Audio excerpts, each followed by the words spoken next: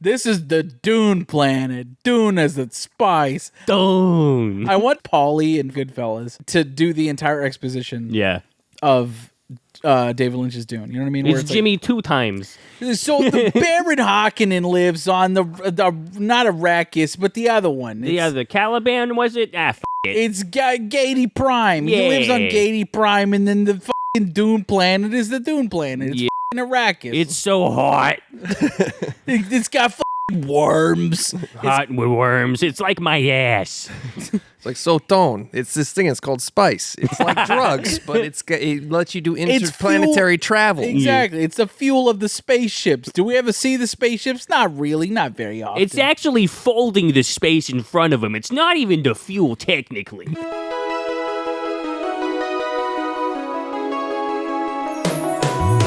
Every fucking week, new movies get released. How does anyone ever see these? There are too many movies. Welcome to There Are Too Many Movies, family. Hello. This week on There Are Too Many Movies, we watch Poor Things. Before we talk about Poor Things, we're going to talk about what we've been watching. I'm Chris Collins.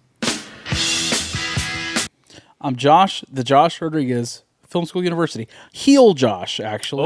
Oh yeah, you got a fucking... I'm bad guy Josh. He's fucking tough guy shit only.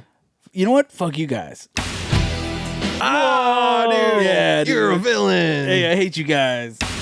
Oh, man. Oh. I'm fucking turning the audience against you. This is Hollywood Josh coming in. Hot. Yeah, dude, you got a fucking heel tattoo, didn't you? Oh, yeah. Oh, yeah. Now he's a fucking heel. Yeah, I did. You guys want to see it? You should have got it on your heel. It's a little crusty. It's a little crusty. Yeah. For those listening, it's a Dwayne The Rock Johnson bull. Brahma Bull. The Brahma Bull tattoo. The people's tattoo. Yeah. It's the people's tattoo right there. Hell yeah, brother. I like it, dude.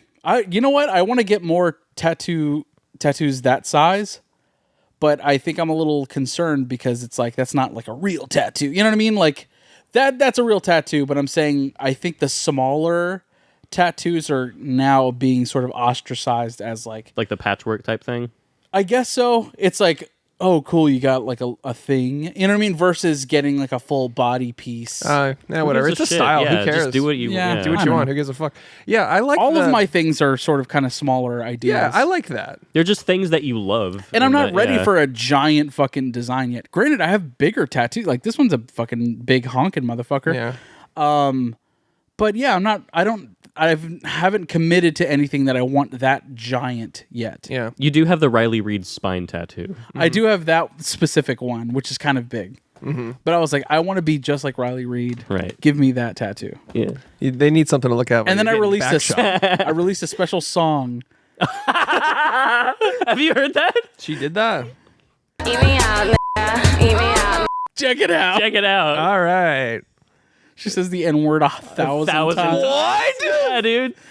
Beat it out, nigga. It's crazy. All right, Alex. You should look it up. Alex, who are you? I'm Alex Meemaw Wilson. You motherfucker. I hope I am not just a podcaster, but also your lovely Southern grandmother. Nice. Meemaw Wilson. Yeah. So anyways, before we talk about what we've been watching... Dude, fuck you. Ah, man. Heel Josh. Got him. You fucking got my ass. Heel Josh strikes again. Josh the bully asshole Rodriguez. Josh the heel Rodriguez. Chris shit for brain Collins. What year did Dune come out, dude? I have no idea. Also, dude, shouts to the blood relatives. I know you're going to get into like the promo and all that, but we watched the Oscars live watch party with our blood relatives in the Discord. So if you have a Patreon subscription, you are in our Discord. You are able to watch fucking shit with us, dude. We did a whole watch party for the entire Oscars ceremony, which is fucking amazing. Lots of great jokes, lots of great bits came out of that, including Chris shit for brains Collins. A great bit. Because a great bit. I called him shit for brains. He just was an asshole, and you're like, a great bit. End of bit. He's dumb. End of bit. Josh the heel strikes again. I'm coming for you. We're coming for you, nigga. I should. I'm coming for you, shit for brains.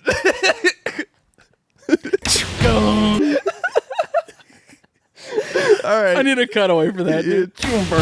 But yeah, shout out to the Oscar watch party. That was a lot of fun. People be riffing in there. It was fun, dude. Dude, Because Chris was like, "When are they going to bring up Dune at the 2023 Oscars?" I was like, "Dude, didn't come out this year. You're not going to Hey, acknowledge. dude, did you know that?" Don't you know Dune didn't come out? And I'm like, what the fuck? Wait. Wait, what are you saying? I just right fucking now? I leaned into it super hard. I thought they would acknowledge it with a joke. Like Anya Taylor-Joy's here. She was great in Dune 2 for 2 seconds, whatever the fuck it would be. You know? That was the quality of jokes that Jimmy Kimmel was telling Dude. during the Yeah. Oscars. Dude, Safe get as fuck. someone else. He must be getting a bag. Dude, John Mulaney. Oh, He had the best fucking He's bit too of the good night. for it. he just described Field of Dreams for 2 minutes. Oh my god, I love that. But dude, I love that he dropped a Madam Web joke. Yeah. He dropped he was just on it, and he felt like a host. Like he felt like a good host that would get off like good bits. Go ahead. I'm realizing I think they were fucking testing him. Oh, probably. Think Like so? they're like, oh, let's test the water. See He's if he'll probably host not next year. big enough to host it this year. I'd say he is. John Mulaney? This year? He's like top 3 worldwide comedians, right? I don't think anybody would really know who he is. Like, not the dude. You got to think about the regular people that watch the Oscars, not the fucking right. cinephile bros that Comedy fans. Exactly. Yeah. They would know, but I think John Mulaney, like you said, it was a bit of a soft audition for next year. I think you're right. Excuse me. Yeah. And he did great. But the Oscars Yeah. were a decent show. Yeah. Thank God for sound and film. We wouldn't have gotten great lines like "My mother got AIDS in Africa researching spiders." Yeah. Anyways, I'm John Mulaney. I'm famous for doing cocaine and dumping my wife. And married Olivia Munn, I'm also very funny though. Olivia Munn? who has breast cancer, unfortunately. Yeah, I just saw that actually. Oof. Yeah. She's recovering, I think. That's good. She's been battling it for a minute.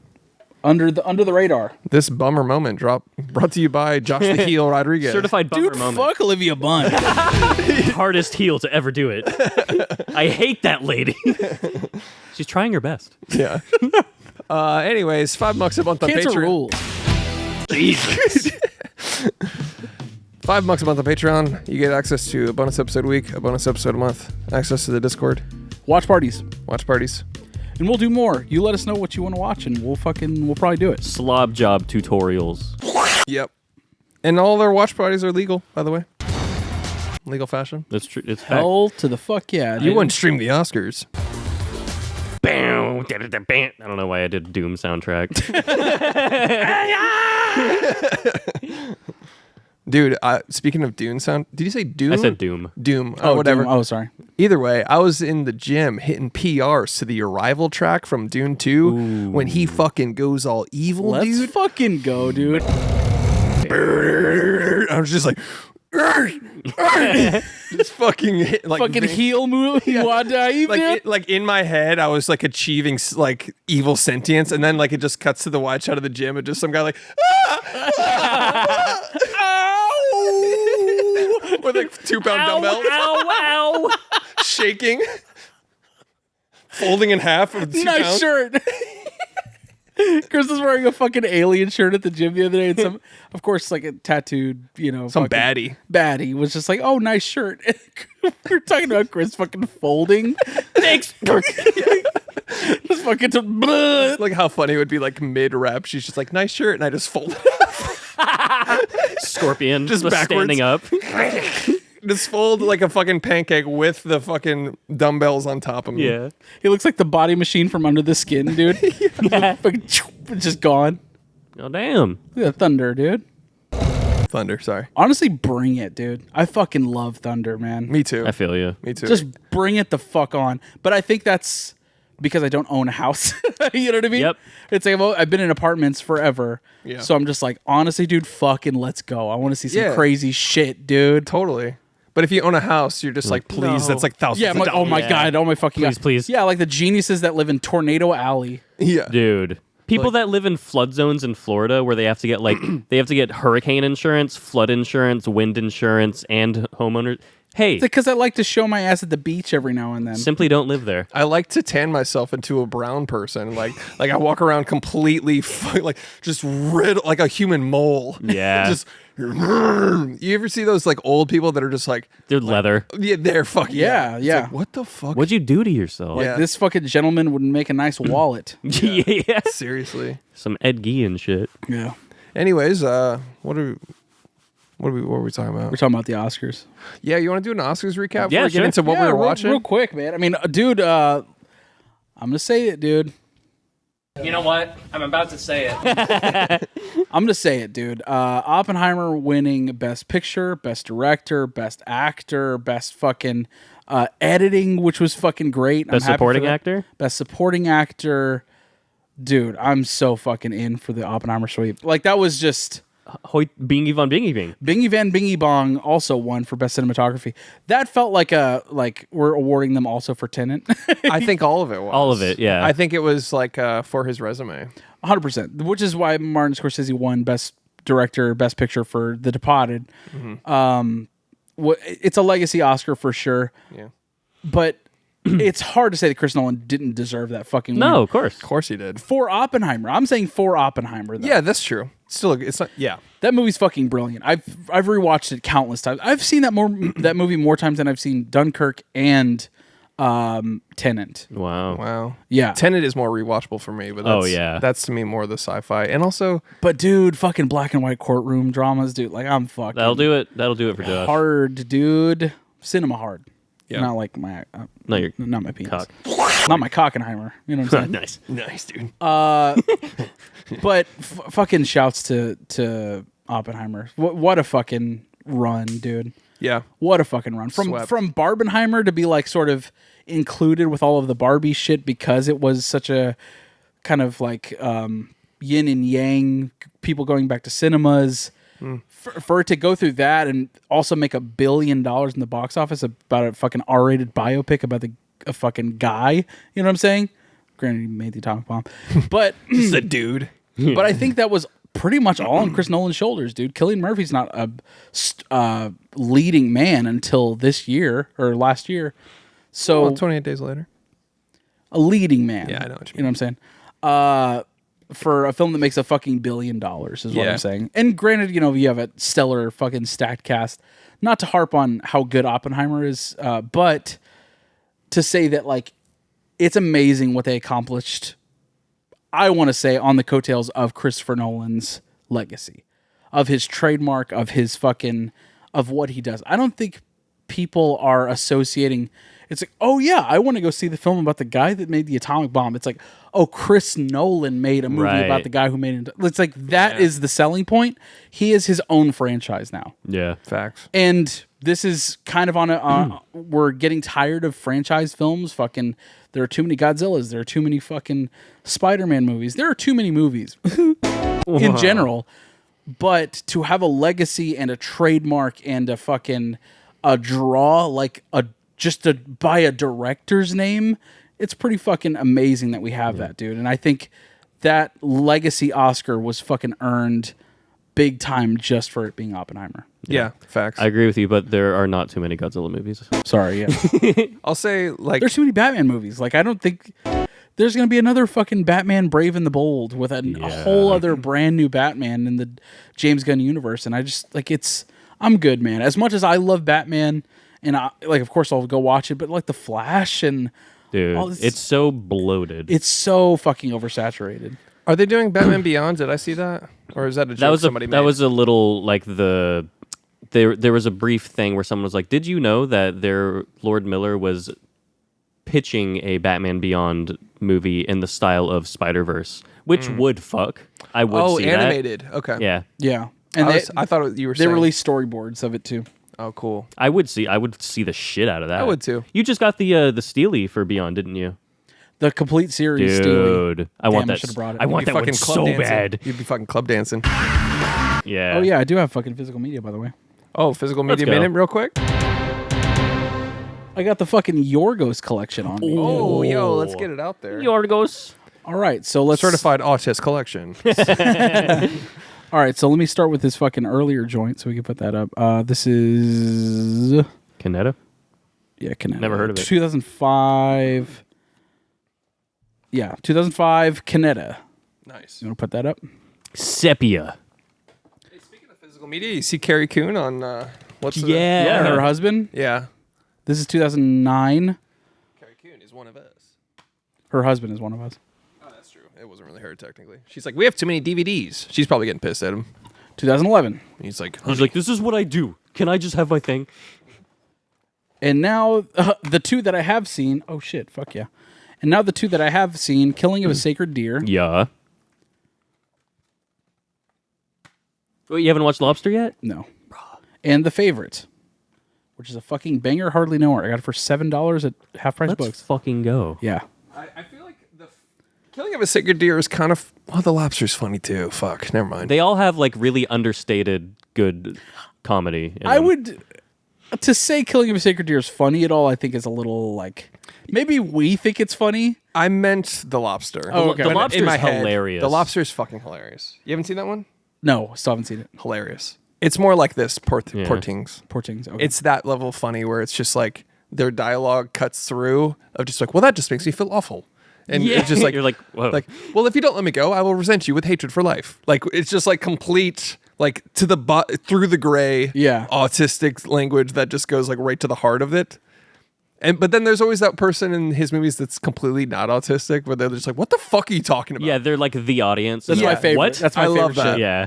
And I feel like that happens kind of few and far between with Killing a Sacred Deer, but that's like fuck. It's hard to say that's my favorite because The Favorite is my favorite. The Favorite is so goddamn So good. funny. He's so good. And then I have these other three that I need to fucking watch, but they're early on, and I'm just like, And by the way, when I say autistic, I'm not meaning like it's like Not like the Alex. literal definite. Yeah, not Right. like Alex. Like the literal definition I don't know even. with like a Shrek 2 balloon behind you, just like It's my comfort balloon. I need it. Hey, need it. It's my squishmallow. Get a Shrek squishmallow. Let's go. Let's go. Let's go, dude. But yeah, fucking Yorgos, baby. Physical media. and Yorgos made it big at the Oscars, dude. I mean, Poor Things surprised a lot of people by winning in a lot of different categories. I was rooting for it. That Barbie was in. That fucking. I mean, a lot of different films were in, and it cleaned up, dude. It did a really good job for itself. I'll be honest, when Poor Things won production design, I thought that was a big upset. I was like, whoa, that should have gone to Barbie. Yeah. Like, I honestly was like, Barbie's production design, if get that. anything, that deserved Dude, it. the fucking world had a shortage on the color pink, dude. Yeah. because of the movie Barbie. Yeah. But then like last night and this morning, I rewatched Poor Things and I was like, oh shit, it deserved that hard. Dude, yeah. Like the extravagant, bombastic creativity involved in every set. Yeah. I was Yep. like, oh, okay. This makes sense because like the production designer for Barbie was like, oh, what do you think for this one, Greta? Fucking pink? Like, Yeah, what are we yeah. doing here, you know? But plus the poofy dresses, which we know the Yeah. Academy loves. That'll Yeah. clean up. That'll clean up for sure. But costume design, production design, I mean, it fucking cleaned up. It did really well. And yeah, man, Emma Stone, of course. Shouts to her. Great performance. So that was the other upset I was. What else was happening at the Oscars that you remember? I just wanted to talk. I mean, I agreed surprisingly with most of them. The only two I wanted to bring up were the production design one, which I thought I disagreed with until I rewatched Poor Things. I was like, holy shit, that is Yeah. extravagant. Like Yeah. the sets in Lisbon and like the Oh, man. the wide like, and it's The not a skylines short and shit. Yeah, and it's not a shallow shot. It's No. like we're gonna put on a fisheye, so it's All of it. for 10 seconds. Even if it's 5 seconds, we're gonna see this fucking like Willy Wonka world that she's Yeah. in. And I was like, okay, yeah, they Yeah. definitely deserved it. Dude, the ballroom dance. Oh, Yeah. dude. We'll get to Like it could have gone in a lot of these situations for the Oscars. I wouldn't have been mad with either choice. Right. But in this one, I was like, okay, I'm on board for Poor Things getting production design. I thought the Barbie was an upset at first. The other upset I wanted to bring up was Emma Stone getting supporting actress. That's tough, man, because Killers of the Flower Moon didn't win a single fucking thing. Lily Gladstone was the best part of Killers of the Flower Moon. To me, I haven't 100%. in a long time. It's been a long time since I have been excited when the actor or actress is on screen again. Like the last time I remember that was like Heath Ledger, Joker. I was like, oh shit, we got a Heathen is in the Yeah, shot. that's And, true. and then when she was in Killers of the Flower Moon, I was just like, she's so cold and badass, and like I just liked her character. Anytime she was in the scene, I was like, let's go.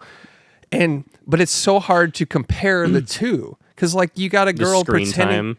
Well, that, but also you got a girl that is a child in a woman's body, like an infant relearning the world. And then Yeah. you've got like a badass Native American woman. So it's like, it's hard to compare performances in that sense. It's impossible. But my thing was basically Emma Stone has an Oscar. This is a big opportunity to make history with the Oscars. And I'm not and I'm not just like woke Especially no, but when you consider how Native Americans have been treated Yeah. at the Oscars, The Marlon Brando thing. Yes. That is an opportunity. to fix And I'm to fix something, and it doesn't have to be because of that. It should be based on the merit of the film and the performance in the film.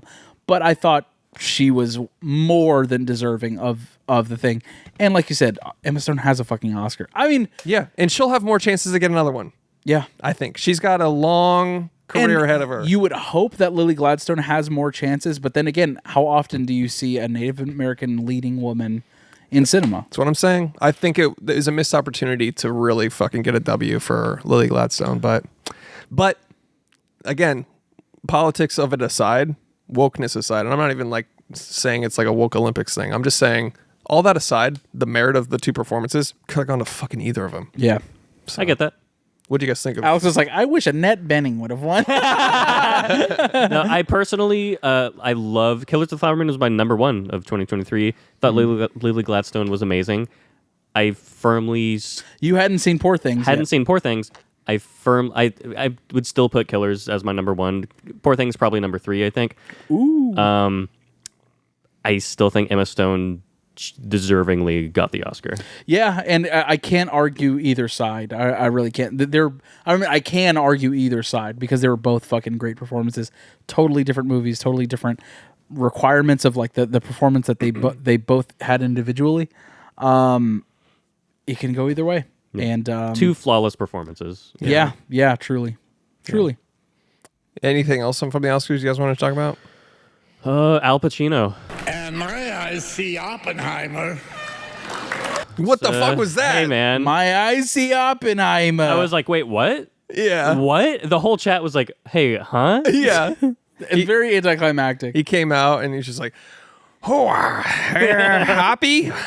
Yeah, That's basically. legit. Yeah. Everybody's like, confusion. But The cameraman was like, people were upset though because he didn't name all of the films that have been nominated for Best Picture. But that's a common practice though.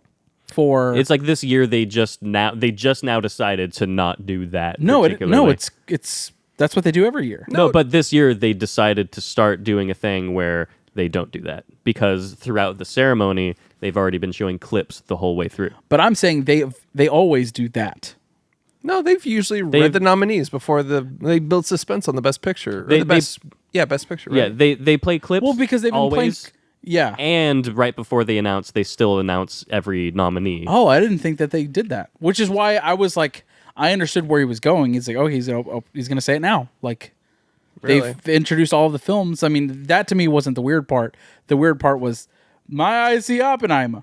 It was Yeah. very anticlimactic. Well, to me, What? I assume there was a prompter in a script that he just couldn't see and read or forgot to do so. Could be, or he just doesn't give a shit. 'cause Quit he's Al having Pacino. old as shit actors do it.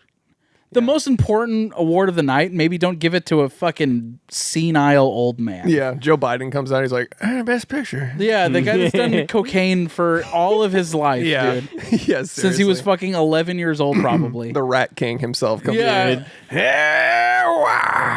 Oh, I see Oppenheimer. You know, Yeah. like what, dude? No drum roll, no nothing. No. But I did read an article like explaining because he made a statement because everybody was like, "What the fuck? Why'd you drop the ball so hard?" And he was like, "It wasn't in the script this year. They were trying this thing where they show clips throughout the show, and then the Best Picture is just get right to it. They Yeah. were trying to speed run the like. If you're gonna cut time, why cut it at the most important part. biggest award of Yeah. the night?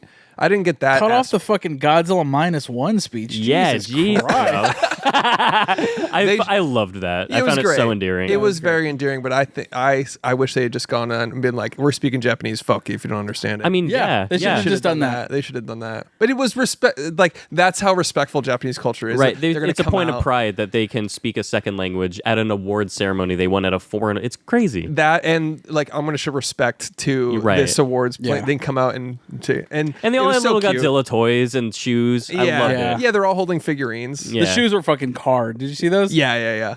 How do you feel, man? First Godzilla movie to ever win an Oscar. It's about time, dude. Godzilla versus Megalon narrowly did not win it in 1972. Is that the one where he goes, yeah, that's that one. Best VFX.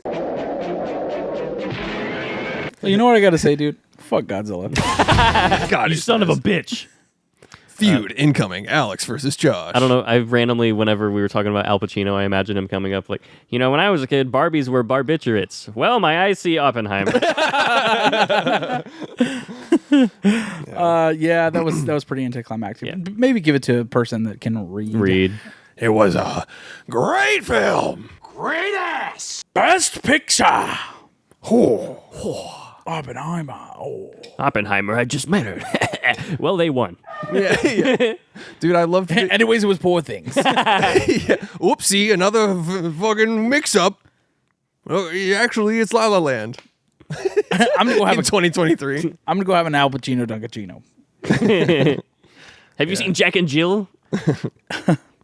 Yeah, that was weird. I love Nick Cage's little, when they did, was it Best Supporting Actor or I think Best Actor. Best Actor? Yeah, Best Actor. He presented for, I forgot who it was. Paul Giamatti. Oh, that's right. Where he's like, Paul, you were great. You wore a contact lens in your film The Holdovers, and I also would have done that. But I like that you did that. I love he was like praising him for a second. They're like, well, when is Nicolas Cage going to do his Cage thing? And then he was like, I would have done it too. I think that was the one thing where I wouldn't have given it to Oppenheimer. Was Best Actor. That was another legacy. Who did you Oscar, want for Best Actor? Paul Giamatti. I get that. Like, He's already got an Oscar, doesn't he? does he? I don't think so. Oh, fuck. I just confused it in my head. Sorry. Did he get one for Sideways? I think he might have. Alexa, does Paul Giamatti have an Oscar? Paul Giamatti has not won any Oscars, but he has been nominated for 2, including one at this year's Academy Awards. So he was nominated for Sideways, just didn't get it. Probably. That was the one where I was like, man, he should have fucking got that one, dude. I As get much as that. I love Cillian Murphy, and of course, it's just, fuck. Yeah. Best Supporting Actor was definitely a legacy Oscar. Robert Downey Jr.? He was so good, but that was like a overdue. I was expecting more of a speech, but then again, he probably fucking did all of his best speeches before that because Right. he won every other award. Yeah. Like, I don't think there was a big award that he lost. He won BAFTA, Screen Actors Guild, fucking Golden Globe, fuck all of it, dude. Yeah. He won. He swept the best supporting actor category. Yeah. Even from American Fiction. What's his name? Sterling K. Brown. Oh, okay, yeah. Sterling K. Brown went on a talk show to promote his film, American Fiction, where he was nominated for Best Supporting Actor. He's like, yeah, I'm not going to win. It's going to be Robert Downey Jr., but I'm just happy to be involved. That's like, awesome. I'm happy that they decided to include me and nominate me. He's like, no, but the awards haven't happened yet. You still have a chance. He's like, no, Robert Downey Jr. is going to get that. Like, Cool. That was the one that was just completely fucking sold, Yeah. Yeah.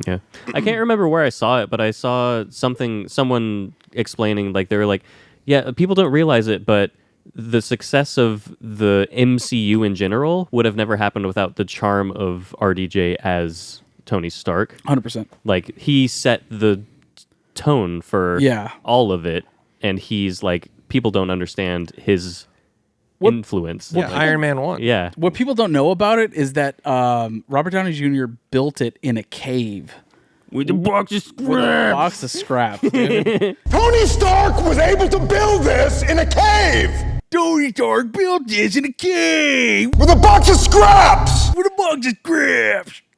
That's my best stuff. Yeah. He built it with a box of scraps, man. He built it in a cave with a box of scraps. Seinfeld. I would love to gonna see say, Jerry is that Seinfeld as a villain in a movie. That'd be amazing. Yeah. I think we should get rid of 50% of the Earth. I'm Thanos. That's what Thanos says. I'm Thanos. Whoa! Look out! You ever wake up and you're Thanos? Give me all the stones. What's the deal with the power glove? It's not even a fucking 3/5. That's too many. All right. terrible. Fucking sucks. Do you guys like the Ken performance? I'm just Ken. Yeah, it was I great. actually did, yeah. That was phenomenal. Yeah. Yes. Ryan Gosling being comedic is the best fucking thing ever. Slash. Oh, that was whack. Could give a fuck. Come on, man. Fuck Slash. He went dude. star power, bro. He actually did, yeah. He did. I fucking hate Slash, dude. Yeah. People give him the I credit. fucking hate Slash, dude. But dude, the people give him credit because he looks like a fucking rock star. Like he's got the iconic look down. Right. You know what Yeah. I mean? Like a Gene Simmons. Like a fuck. You know what I mean? Yeah. He got the look nailed in. but he is so fucking overrated as a guitarist, man. Yeah. Yeah. He just is in one of the biggest bands that ever did it. Yeah. Just like, it would be like if they got Ace Frehley to come up there and shred. He'd be like, well, yeah, he plays lead guitar, sure. Yeah. Yeah. Don't you ever disrespect. No, he's not even that good. He's good for what he does, but I'm saying like Slash isn't a great guitarist. Like, Oh, sorry they couldn't get the guitars from Necrophagus for I'm Just No, Can, dude. He's an engineer now. He can. dude, fucking the dude from Fleetwood Mac would be a better guitarist than that Yeah. fucking guy. You know, he's an actually good guitarist. I don't know. I'm sure. I know. I'm just saying. Yeah, I mean, he's just what hair metal looks like. That's all he is. Yeah, Yeah. he looks like the thing. I get it. Ken was good. Billie Eilish, she looked great. Yeah, I mean, sure. Great actress. Won another Oscar, sure. She has more Oscars than Martin Scorsese. Crazy. Wow. She's like 22 years old or some shit. She's actually Insane. 13 years old. Isn't that crazy? She's actually Isn't that wild? 12. Yeah. She's 11 now, actually. It just changed. She's younger with each Oscar. Yeah. That's what a Nepo baby is. They're literal babies. And winning the Oscar for Barbie, Goo Goo Gaga by Billie Eilish. Throat singy whisper song. She's definitely getting that EGOT though, for sure. EGOT? The Emmy, Grammy, What's she doing for Oscar. Tony? Tony.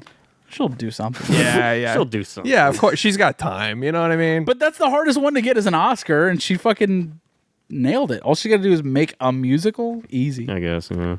Yeah, she'll do it. I could get an Oscar easy. How do you do it? I'll figure it out. I'll never try. I can do it if I want to. I just don't want to do it. I'll make an animated short and assassinate all the other nominees.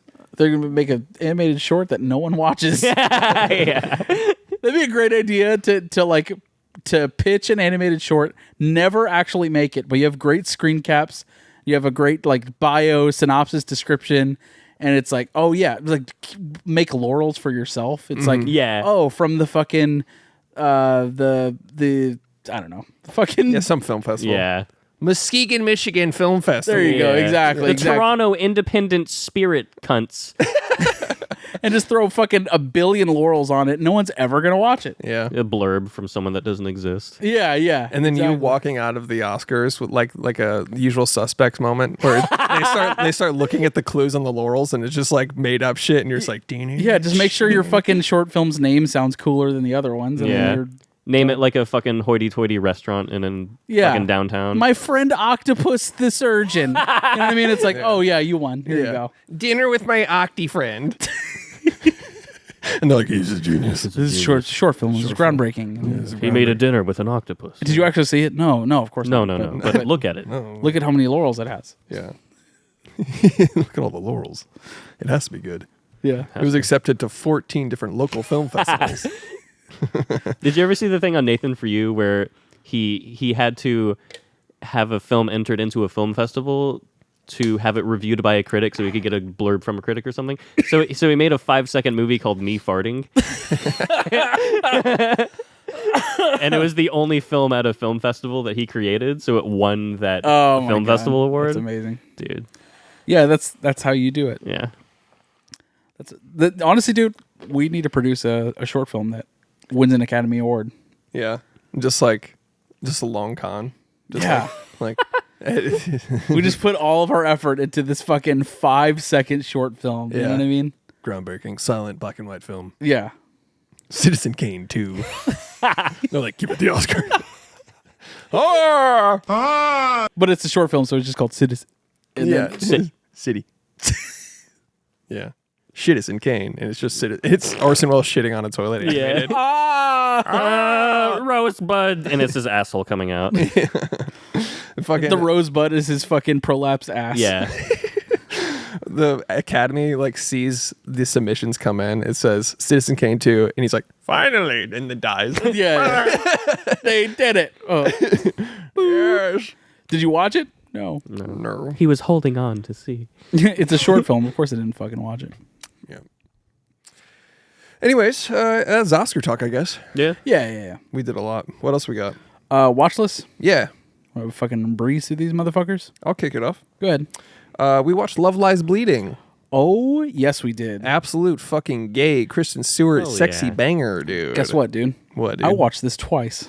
Wow. Yeah, did you drink and do cocaine the second time Hell and yeah. pass the fuck out inside of a theater with your Yes. cock hanging out? That was me on Twitter. That was me. That was me, dude. No, so yeah, a guy got in trouble because he jerked off in the middle of Love Lies Bleeding, and then. But I did watch it twice, so I watched it with you, and then exactly 1 week later, I went to take Carly because I was like, she's gonna fucking love this, dude. Yeah. She hated it. Amazing movie. No, she loved it. Yeah. She thought it was really, really good. She's And- like, I'm gay now. Dude, Okay, okay, I'd like a divorce. I don't want to. And I hate you now also. Like just like full Yorgos language. Like, I've realized I'm gay and I want to leave you. Yeah. I'm like, okay. Okay. Okay. It is your body, your choice. I'm a feminist that way. What a fucking great movie, though. Yeah, dude. I didn't expect it to be like I knew it'd be good. Every movie I go into, I started at 3 stars and it goes up or down. And I was like, this The will be 4. Optimist. Yeah, I'm optimistic for sure. But this one, I was like, yeah, this looks good. Good vibe. But dude, I did not know it was rose Glass. glass from Saint Maud. Did not know that. Saint Maud. It has that same like just dips into surrealism, but it's still fucking awesome body horror movie. Like, You know what's cool is after Saint Maud, Kristen Stewart was like, I need to work with Rose Glass. hell yeah. So like she reached out to her about her next project. It's Hell like, yeah. Whatever you want to do, I'm in. Pulled a Robert Pattinson. Like saw a movie by the Safdies and was like, whatever you're doing, I'm in. Yeah. Yep. That's awesome. And of course it's A24. Of course it's fucking, you know what I mean? Was this A24? Yeah. Oh, of course. Yeah. More like Gay 24. Another Gay 24 joint. Yeah. They're certified lesbians. gay 24. They are. Katie O'Brien, dude. Yeah. Holy fucking shit, man. What a performance. Is this her like acting debut? No. She was in another great film, Ant-Man and the Wasp, Quantumania. Oh, weird. I didn't see her. Yeah. I mean, I've obviously seen Quantumania. I don't know how I missed her. You missed her in Ant-Man and the Wasp, Quantumania, dude. Was she the ant? She wasn't an ant. Oh, so she was the quantum. Yeah. She was a quantum She was a person. quantum mania. Yeah. She had muscles and she was cool. All right. She's fucking amazing in this, dude. Yeah, she was great. Wow. This felt like a star, like a rising star thing. You know what I mean? It's like you see this person and you're like, oh, this person's gonna be huge. The thing about like Literally and figuratively. yeah, the thing about stars like this though, like in general, is sometimes there are many stars out there, but they don't get the vehicle for that trajectory. Totally. Like there's people that like. I mean, she was in Ant-Man before this, but now she gets a good movie by a good director that gets like everything. They all elevate themselves. Makes them a star. Yeah. And of course, like she has to perform and be good still, but like to give them that vehicle that puts them on that fucking, you know what I mean? That Yeah. puts them on that tier of like, oh, this is a new up and coming hot fucking actor in more ways than one. You know, like that performance was fucking awesome. Yeah. She's gonna be booked and busy. I hope so. Booked. I just love like muscles. You know what I mean? Like I don't know. Yeah. That's a wrestling thing, I guess. Like I grew up watching wrestling and She's a diva. just like anything with like iron and muscles and fucking, I'm just like, I'm in, dude. And the 80s vibe and the fucking haircuts and like just like everything about it. The windbreakers. The fashion in this film was amazing. Oh, just fucking right. Yeah, amazing. And just their vibe in general. Great fucking movie. And dude, Kristen Stewart in this movie, literally you, dude. I'm getting literally Chris Collins vibes. How so? She's fucking gay. Oh, yeah. Oh, okay. No, I don't know. Just like her fucking, There's Josh the Heel again. fucking gay, dude. Absolutely dunked on.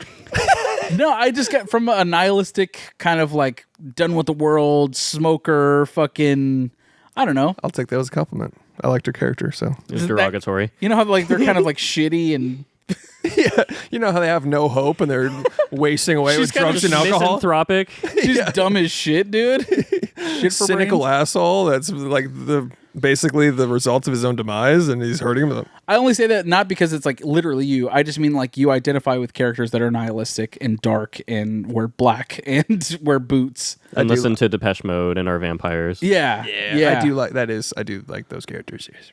She was fucking incredible in this movie. She was phenomenal. Like it felt like this is a role that she has not played yet, but like I at no point was I like, oh, that's not Kristen Stewart. Where's the girl from Twilight? I was like, no, that is Kristen Stewart. Yeah, she's like finally got a role to I think, shine and be herself in a sense. Like, Yep. oh, this is the role she was kind of made for. But dude, she was also Princess Diana in a movie last year or 2 years ago. She Yeah, she great. code switched. Yeah, dude, big time. But it's like she was amazing in that and amazing in this. Yeah. Like that's a true actor, dude. But dude, this was like her slipping into like her size shoe. I don't know the metaphor I'm trying to make. No, but, no, like, totally. This This is was her like, Cinderella moment. yeah, this was her just like Even in the sex scene, she was like, "No, this is. I want to do it this way. I want to have like raunchy sex scenes that like make sense and do what people actually fucking do." yeah. I'm like, "You're doing that? That's cool. That's cool. I like the cinematography. Cool cinematography there." This is a cool director's choice. But that part where she's like encouraging her to like get that extra rep in on the fucking thing, and she burns her foot. Yeah, she puts a lighter under her feet while she's doing reps. Yeah, she's like, doing chin ups or whatever. It's just like that sort of like masochistic, sexy relationship. Lighting they have. someone on fire type shit. Yeah. Yeah, you know, it's hot. It's like a dom sub thing, but they switch. It's great. It's a great It's movie. fucking awesome. The story too is phenomenal. It was very big Refn vibes. Yeah, I because we have to leave a comment or whatever after screenings. I said of the many romantic crime thrillers, or of the many great romantic crime thrillers, this was certainly one of them. You know what I mean? It's like This was certainly one of them. Yeah. I don't know how you categorize this movie, but like just all of the vibes were immaculate. Bonnie and Clyde, True Romance, Yeah, fucking Natural Born Killers, Natural in a Born way. Killers. That's what I Thelma was and trying to think. Louise. you Thelma and mean? Louise. Yeah. Sorry, yeah. That. Yeah, that's the same vibe. Loved it. Yeah, so fucking good. And I don't know, man. I'd be down to do this for an episode. Oh, for sure. Okay, yeah. And yeah, you were Okay, yeah. you were saying We're doing it, like, dude. we've got like 2 on top shit already, and it's March. We got Dune and we Dune. got Love Lies Bleeding. 5 Dude. out of 5. I get both of those. Honestly, after Dune Part 2, I was like, I'm not expecting to see another great movie for a few months because it's like that's when all the great films come out. It's like later in the year. So I was like, oh yeah, this movie looks great. It looks vibey. It looks very Refn. They also use Clint Mansell, who scores all of Refn's shit. Hell yeah. Mass Effect 3 fan. Drive and Only God Forgives and fucking Neon Demon. But I was not expecting to watch that good of a movie right after Dune Part 2. What? It was just like a throat gargle from you. It was wasn't. dude. Was it it? was, it was actually a message from the deep. Oh, Dreams. It was kind of a Dune hamburger cheeseburger. It's like, oh, hold on. It's like, hold on. I'm getting a message from the deep, and it's just a belch. Just like, Yeah. Oh, he's hungry. He hungry. what did they say, Paul? What future do you see? Oh. I hungry. Let's not look at you. Get him something now. All right. Dude, shouts to Love Lies Bleeding, man. I didn't think we were going to see a movie that good right after Dune Part 2. Absolute banger. And it was back-to-back fucking 5-star bangers. Yeah. Speaking of gay, I also watched All of Us Strangers. Let's fucking go, dude. That goddamn soundtrack, dude. Amazing. The cinematography. The Pet Shop Boys, dude. Is that who did it? Who's that? They do that cover of "You Were Always on My Mind." You were Not always familiar. on my the Willie Nelson song. Anyways, it's the main song that she sings to him at Christmas. Claire Foy is. Anyways, you go ahead. Don't worry about Wait, it. what are you talking about? Christmas. Oh, yeah, I remember now. There's the Christmas scene. Okay, yeah. It's a great movie. Yeah, it's on Hulu. Check it out. It's surreal. I am surprised it wasn't talked about more. And to be honest, I missed it. I wasn't in the mood. I think you invited me to a screener. I invited him 3 separate times to a screening because I was Yeah. like, Chris, you need to watch this movie. And 3 separate times, I was like, I don't feel like going to the theater. Yeah. It just wasn't. That's all right. Yeah. It wasn't hitting for whatever reason. And then I finally watched it. I was like, Chris, you have to fucking watch this movie, dude. Yeah, I wish I'd seen it in theaters. It was phenomenal. Cinematography alone makes it worth watching. Man. Very, very. I mean, it's basically it's about a writer who wants to. He's got writer's block, so he goes back home to kind of like inspire himself and blah blah. And then just it's surreal. The writer It's played by, remember his name? Andrew something. Andrew Scott from The guy from Sherlock. Yes. Fleabag, Sherlock. Yep. Dude, there was a clip a few years ago going around of him performing like Hamlet or some Shakespeare shit. To be or not to be. It's the only time I've ever seen anything Shakespeare where I'm like, oh, I actually get the intention. It's amazing. I saw that clip. He's dude. a phenomenal actor. He really is. And this, him and Paul Mescal are Yeah. together in this. I want to see it. All I know about it is that those two are in it, which I'm like, oh, easily I will see it. Dude, It's on Hulu. Paul Mescal is so fucking like heartbreaking and beautiful and Amazing movie. whoa. Loved it. I was shocked at how good it was. Hell yeah. Thank God, Yeah. dude. I'm glad you liked it. So check it out on Hulu. All of Us Strangers. Don't want to Fucking spoil great. anything, but man, dude, Claire Foy, She's also great in it. all of her scenes broke my goddamn heart, dude. Yep. It is. Fuck. It is a heartbreaking movie. Almost cried. It's great though. Great film. Man. The surrealism is so well done. Like the crossfades and like all the things that like it's not not necessarily surrealism. I guess I should just say the whole movie's dreamlike. Yeah. That's what I should Like a the Lynch score- film, you would say. Oh, just like that. Just like it's that. not dog shit. Yeah, but it's good. It's so funny because I got offended with you when he said that because it's like it can still be surrealistic and Not shit. and interesting Yeah. and also not a piece of fucking shit. Yeah. Yeah. You can also have an indistinguishable reality, but have a good, coherent, and well executed film. That's all I'm saying. With a visual language and a good score. And good acting. the visual language. Just things that make movies good. Interesting. Fucker. I'm just kidding. We love the Discord. And you And if you. All right. That's it for me. Nice. quick list. I like it. I mean, I have a ton more, but we got to get Yeah. going. we also have a show that we got to record in a few days, so I don't want to do all of our watch list. Well, if Oh, yeah. Alex, you want to go next? All right. The defense is wrong. My Cousin Vinny. Hell yeah, dude. The defense is wrong. Marissa Tomei. An amazing. Yeah, dude. Okay, this is a movie that it's one of those movies that I feel like was always on when we got home from school, whether it was like TNT or Comedy Central or some shit. And I sort of didn't appreciate it for that reason, that I would just be like, oh yeah, I'll catch the rest of this movie when I get home. You're like, blah, yeah, blah, Joe Pesci's a lawyer. I get it. yeah, whatever. This is a borderline perfect movie. It's so good. It also has one of the hardest title drops in all of fiction. Yeah. When Ralph Macchio's like, you know who I'm gonna call? My Cousin Vinny. Boom. Yeah, dude. This is. I would love someone to like actors or like characters to react to a title card dropping. Like, what the fuck is that? The hell? Like, start scratching at it. Like, what Yeah. the fuck is this? Wipe it off the window.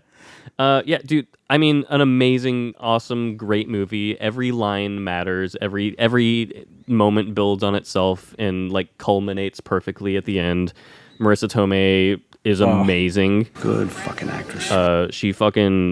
She's so good as in this movie. She's so Yeah. good. She's adorable in yeah. this movie. And like sort of created a bigger star just from this. Like, everybody remembers this movie for her performance, not necessarily Joe Pesci even. No. It's like everyone remembers it for Marissa Tomei, who I think that's her first acting performance ever, right? One of the first. I don't know if it was her first. Okay. Yeah. But like instant star after that Yeah, one. Just yeah. like Katie O'Brien in fucking Love Lies Bleeding. Go ahead. Yeah. I love this movie. It's great. Great. Yeah. 4-3.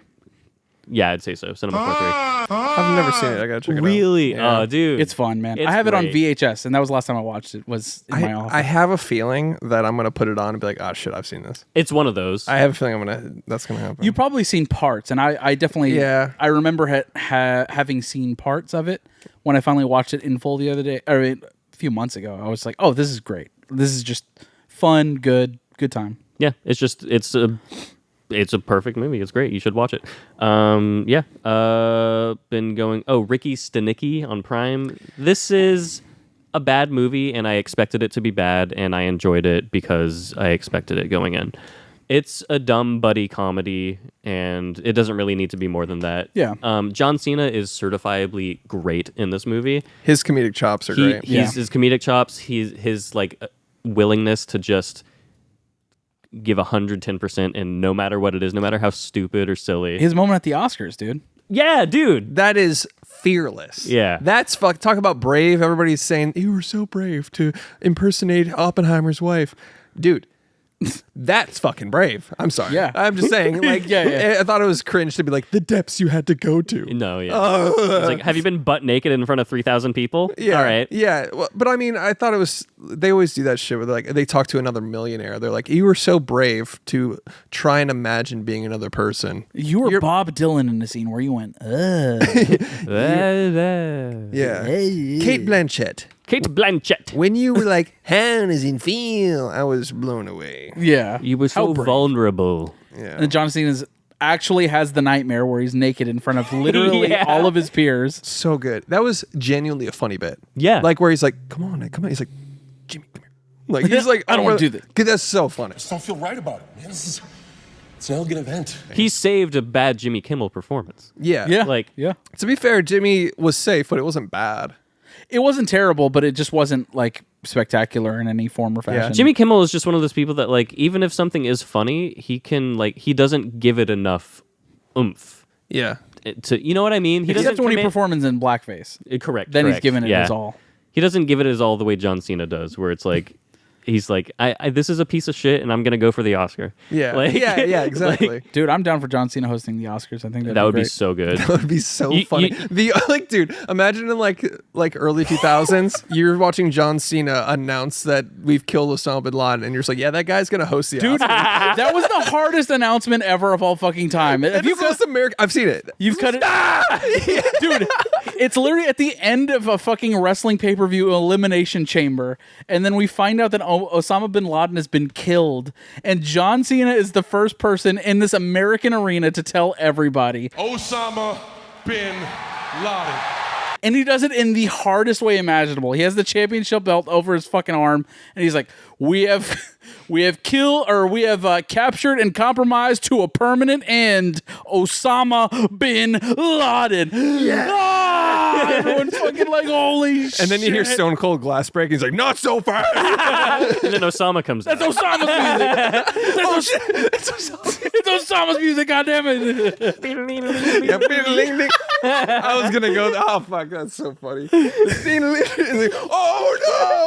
no! Watch out, watch out, watch out, watch out! That's Osama's. We have captured and compromised to a permanent end. That's Osama bin Laden. That's the hardest. That's the most thing. American you could ever feel is hearing that announced from John Cena in a packed WWE wrestling arena. Yeah, with a steel cage, you know, like implanted. By the guy that has like personified like Marines in respect. and Yeah, all that yeah. shit. I think he said that too. He's like, I have made my persona about respect and earning or whatever. Hustle, loyalty, respect. Yeah, like based on the Marines. I'm like, it's hustle, loyalty. Yeah, you were like, actually, Actually, get it right, get a dude. fucking right, motherfucker. As I drink a fucking rock energy With a Brahmin bull tattoo. with a fresh and a Scorpion King hoodie. with a fresh Dwayne the Rock Johnson tattoo. All right, and then I got a lot more, but I'll keep it down. Oh wait, Oh fuck, physical media.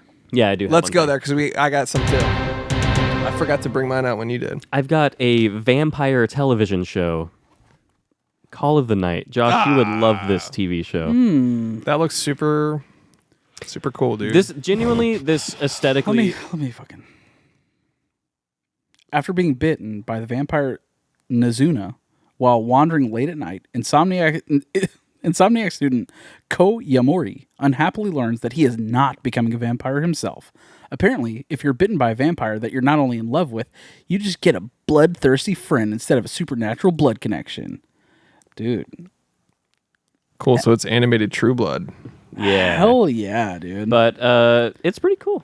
It's a good time. It's the art direction on this show goes very fucking hard, to be honest with you. Like every shot at night is like you can see the whole galaxy behind them in the sky. It's cool. You should check it out. This show is the equivalent of a fucking CW33 fucking adult youth rom-com fucking supernatural horse shit.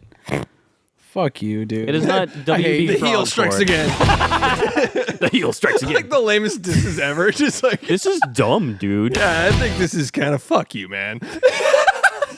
Just trailing off. Fuck you, dude. Everybody's like, yeah, fucking go. Oh, dude, it's got the Japanese promo Lost Time karaoke version. See? That's awesome. You can sing man. along. Hell yeah, dude. What's love got to do with it? God damn, it's raining. A lot when it comes to be. Whatever, doesn't matter. Dude. Let's go. A lot when it. See the fucking cat? You almost It's not just my mouth; it's my hand too. Yeah. It's like an Oreo Anyways, all over again. you check this out. It's good. It's a fun time. That's all I got. I'll put that next to the Yorgos. Good call. Good call. Good call, yeah. I got an absolute banger for Physical Media Minute.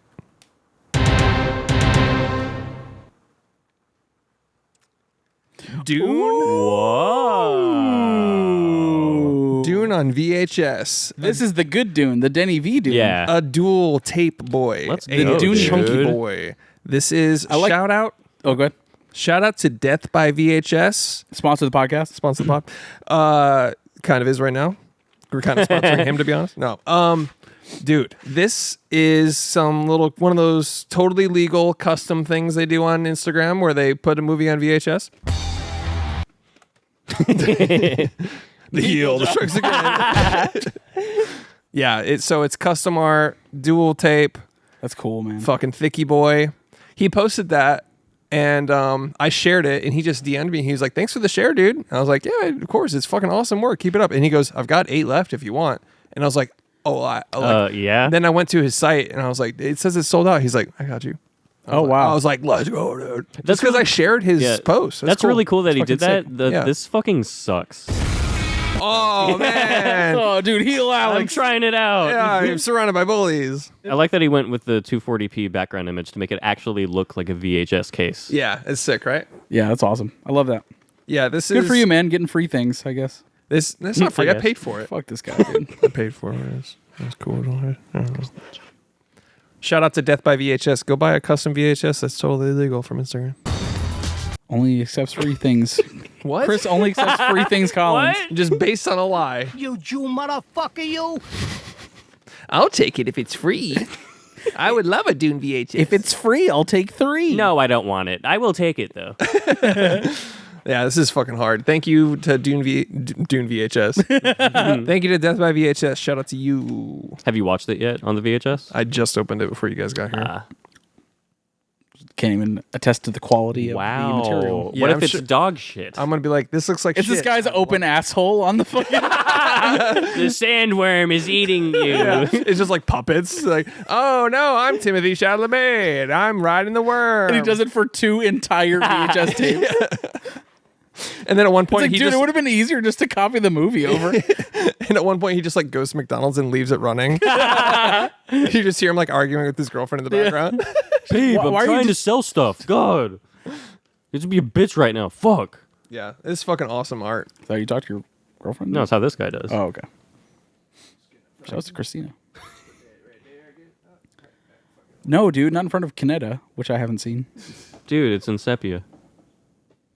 Hell yeah, dude. Cool. All right, Hell yeah. Physical Media Minute. watch list. Oh, watch list. All right, I'll speed run this. The Rundown, 2003, dude. Let's go. This is a classic know. Dwayne The Rock Johnson banger, dude. Yeah. I fucking love this movie, dude. It's exactly the same movie I remember. I basically memorized this movie when I was a kid, when it Hell came yeah. out in 2003. This is Sean William Scott, right? Sean William Scott, Dwayne The Rock Johnson, Christopher Walken, Rosario Dawson. Christopher Walken's in it. He's the Briefly. Main, yeah, he's Oh, he's the main Oh, villain. really? He's in the whole fucking thing, dude. We gotta run it down. Is the rundown. Is welcome to the jungle. I fucking love this movie. It's great. It's a nice, silly, fun time and action. And dude, the fucking stunt where they fall off the cliff. I remember that. It's still to this day one of the craziest movie stunts I've ever seen. Because it's not obviously The Rock and Sean William Scott, but it is 2 men falling off a cliff for 35 minutes, dude. They are falling for a long goddamn time. Yeah, like a full-fledged Tommy Boy scene. Yeah. like with the Or the Hot Rod, even. hot rod as well. Yeah. Amazing, dude. Great stunts in this movie, directed by Peter Berg, who was in Corky Hermano, one of your favorite movies. Love that movie. Masterpiece. A masterpiece. A smart movie. Also directed Lone Survivor. Just a solid, fun time. I mean, I don't know. It's a fucking action movie starring Dwayne The Rock Johnson, and he's charismatic as shit. It's great. Check it out. Also saw for the first time, well, not for the first time for me, Carly's first time watching Saving Private Ryan. Oh, let's go. Dude, because I had been bringing up this movie for a few months now because I'm like, "Are you ready to watch this movie?" You're She's like priming her for it. yeah, she's like, yeah, I don't know. Like, I don't know if I'm ready to watch a fucking war movie. You do have to be in the mood for something. You have to be in the right mindset. Dude, the intro to that movie will fucking traumatize you. Dude, for real. And when I was flipping through, we were just doing the whole, can't decide what movie to watch. Private Ryan came up, and I kind of looked at her. I was like, is it time? I gave her the look, like, is it time? She goes, yeah. I was like, let's fucking go. And I turned the Apple TV off and grabbed my Blu-ray. You know what I mean? I was let's fucking get this right, Hell yeah. And then just absolute anxiety for the first 25, 30 minutes of the movie. Dude. The storm of the beach with the fucking... It's probably the most effective single scene of warfare I've ever seen. You know what's funny, though? What's funny about that? I didn't realize that they actually had, like, a plan getting onto the beach and then basically stopping the assault on their soldiers. Yeah, the plan was stand behind the guy in front of you that's getting shot to shreds. Yeah. I was like, holy shit. Like, they're actually doing, like, war maneuvers, and Tom Hanks is really good at this. And then that sets up, Tom Hanks' character and like the reveal of like who he is outside of war. I was like, it's Forrest Gump. Holy shit! It was Forrest Gump. It's a true story. Yeah, he's in every major historical event. He's actually Conquer from Conquer Live and Reloaded. But what movie a fucking... based on the famous game Medal of Honor Allied Assault. naturally. Course, yeah. Call of Duty Modern Warfare 4. Exactly. Yeah. Based Modern, on Call of Duty. Yeah. Yeah. World at War. That's what I meant. Yeah. I remember the most traumatizing two things in the opening scene was the guy looking for his arm or picking up his arm, yeah. but also the guy that takes one to the Kevlar and he goes, huh. Yeah. He's like, wow, it really saved. Well, it's a good thing I have this Kevlar on my head. And then... Dude, I thought one of the craziest parts is like he's telling the guy that has like the speaker phone machine walkie-talkie thing. The giant radio. Yeah, like basically like giving orders and like he keeps grabbing him. Like, and Spielberg does it so fucking perfect where it's like it's on Tom Hanks and like every time he goes to talk to the guy, it's like you're used to this camera like this quick pan over. I think I'm using the right term. But it pans over to the guy that he's talking to that has the walkie-talkie. He does it 2 or 3 times, and then on the 4th time, he's like, "Did you get that? Did you get that?" He goes back over to him, and his face is gone. Yeah. I was like, "Oh fuck, dude!" There are just so many of those amazing war depictions in Saving Private Ryan that you forget how fucking good that movie is. Yeah, it's phenomenal. It has some of the most landmark moments in war movies ever, dude. Yeah. Mm-hmm. Like it just has all of them in one movie. It's amazing that he did that, dude. That's Spielberg fucking going off. Yeah, they all for one dude. I mean, the rest of the story, Saving Private Ryan. Right. A lot of people died to save him. Yeah. But I thought it was a good setup to where it's like why they need to get him out. I mean, I'm sure that happened more than a few times. Because supposedly it's a true story. Yeah. He was the last in the bloodline, like the one brother. His 3 brothers all were KIA, and he was the last one left that was still in the war. They're like, okay, we need to get him out. Like, that's why we're not sending his mother another letter that her last a 4th time. Yeah. She walking up with a folded flag, like, God damn it. Yeah, like every single time. But he's like, we're kidding. He's alive. We got his ass. So fucked up. Yeah. We fucking got him, dude. The cameos in this movie are fucking amazing. Bryan Cranston's in this movie. Paul Giamatti's in this movie. Vin Diesel. Yeah. Osama bin Diesel. Tom Sizemore. Tom Sizemore. Star-studded. Dude. They do that genius... Giovanna Ribisi. Yeah. They do that genius thing where they have a bunch of actors out for a day to make great cameos. Yeah. And then they have a fucking of cast. Dude, the sniper. And I love that fucking scene. Dude. I love that like the main cast, the main guy, Tom Sizemore, Tom Hanks, they all went through like military training for the movie. And on purpose, they didn't make Matt Damon do any of it so that they would resent him even on set when they were filming. That's awesome. Love that. It's a mind games. Did you know? Dude? Did you know Saving Private Ryan is a good movie? Did you know that? Dude, the tactician element of the sniper scene to be like, no, so don't help cool. him. He's baiting him. Yeah. Like he's not finishing him off so that we go help him. And that shot that they referenced in Dune 2, it's an obvious fucking Dune 2, Saving Private Ryan reference in Dune 2, the sniper shot. So you have the sniper looking at your main sniper, and then you see the little flash of light from the bullet, and then it gets fucking nutted in the face, dude. When you nut in a sniper's face, dude. Yeah. But I love that little homage there. That little like realism The aspect fucking- of just like, huh? Yeah. Yeah. The German soldier that they let go that then comes back and knifes that dude. It wasn't that he didn't It knife wasn't? him. No, but he's the one that shoots Tom Hanks. Oh, okay, Oh okay. shit! It's Spoilers for a fucking masterpiece. that's 1998 movie, almost yeah. 30 years old Yeah. now. Yeah. But does he kill him? Who knows? No. That Find was one out. of the first Find out movies- next time on Saving Private Ryan. Yeah. That was one of the first movies I saw on DVD.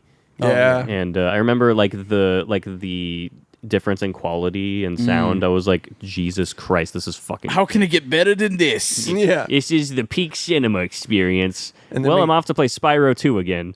Yeah. And then cut to 20 years later when you're watching Ranjish Casino. Yeah. It can't get any better than this. And then slotlights.net. There's like a cricket player that pops up on screen in the middle of a movie. Like, this is cinema. I was like, holy shit, Cristiano Ronaldo is in this movie. As they're storming the beaches. And Yeah. just like, guy comes in, he's like, My favorite one is when he drops a bunch of poker chips in a blender and he turns a blender on, and then you can see behind the blender is where the actual money's coming from, that it's meant to come out of the blender. yeah. Hell yeah, dude. I Great like that practical one. effects. I like that one. It's fucking sick. Anyways, Saving Private Ryan, check it out. It's fucking great. Cinema 4-3. I remember I was like fucking 12 when that movie came out, and then at the same time, Medal of Honor: Allied Assault came out with that storming the beach It was, scene. it was in the video Frontline, game. yeah. Yeah. Oh yeah, Frontline. And I was like, basically like, yeah, I'm in Dude. war. I was like fucking 12. Like, yeah, I've got 1,000-yard stare. I've seen some shit. I replayed that intro to that game like 1,000 times just Yeah. because that level fucks so hard. yeah. Damn. I'm basically a veteran. I did it. I had PTSD. Go to VA, be like, yeah, I've seen Saving Private Ryan like 10 times. I go to World War II memorials with my head in my hand. Yeah. I see, the war on TV, and I just go, oh. I'm like, gee whiz. I'm like, that's terrible. I'm also afraid of fireworks. I'm like a dog in that regard. I got that dog in me. VA, I've got that dog in me. They're like, get out. Get you die. Will you please stop coming Get here? the fuck out of here. We're not going to give you. We're also not going to help the next guy, but Yeah. Yeah. because we're the VA. Anyways, shouts to Saving Private Ryan. Do you Yeah. guys like that movie too? Phenomenal. Hate it. Okay. Worst movie ever. Masterpiece, yeah. Then my last film on my watch list, 2001's Vanilla Sky. Let's go. Let's go. First time watch for me. Ooh. How's it age? Yeah, it's been a while. Dude, I thought it was fucking brilliant. Wow. I thought it was amazing. Okay. Oh, Tom Cruise, Penelope Cruz, who's the director of We Bought a Zoo fame? Cameron Crowe. There we go.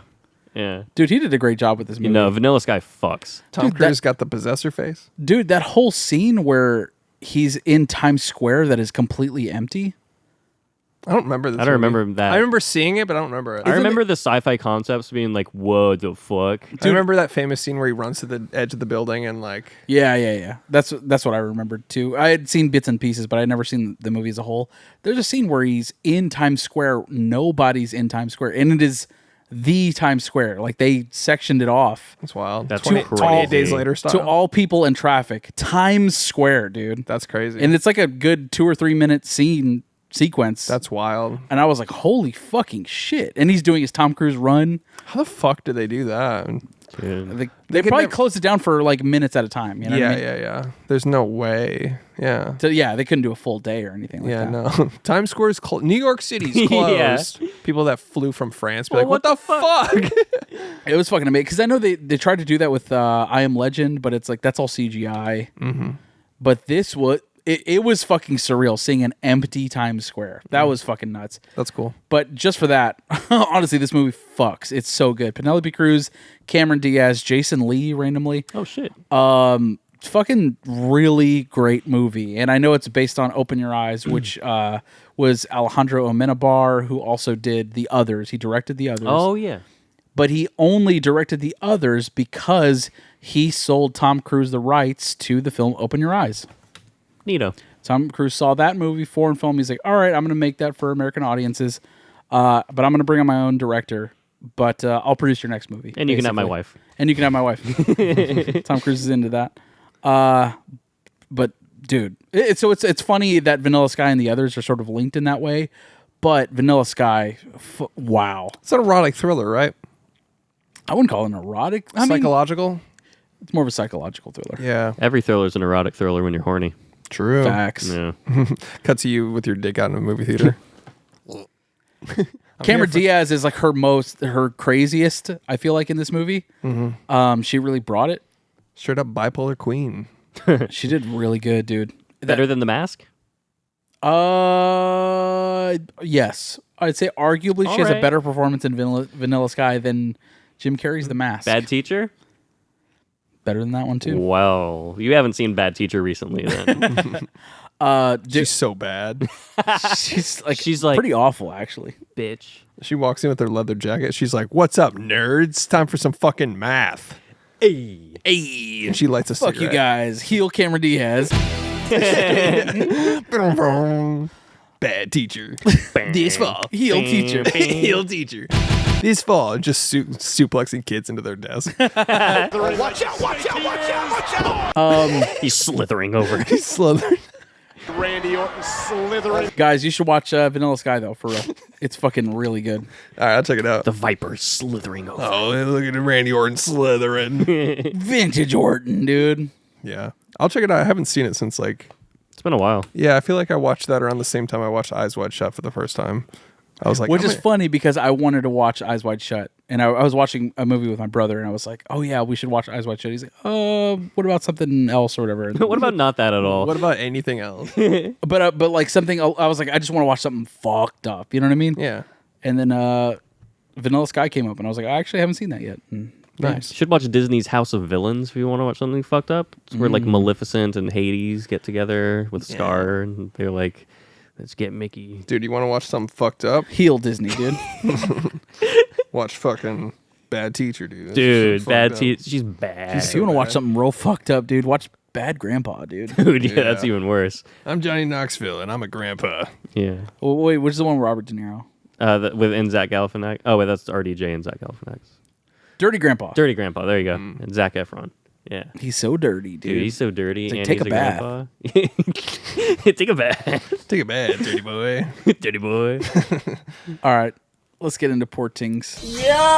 Wait, where'd you watch this on? Vanilla Sky. Vanilla Sky. I think that was Prime Video. Nice. Okay. Vanilla Cielo or whatever. But honestly, I need to own this movie now. But I will wait for it on 4K whenever that comes out. Hopefully, eventually, when everything's getting a 4K release now. So I like when we see an old movie, like we're just like, well, I'll wait for the 4K. Like nobody is producing it. But like we rediscover like a movie like, yeah, it's sick. It'll have a 4K soon.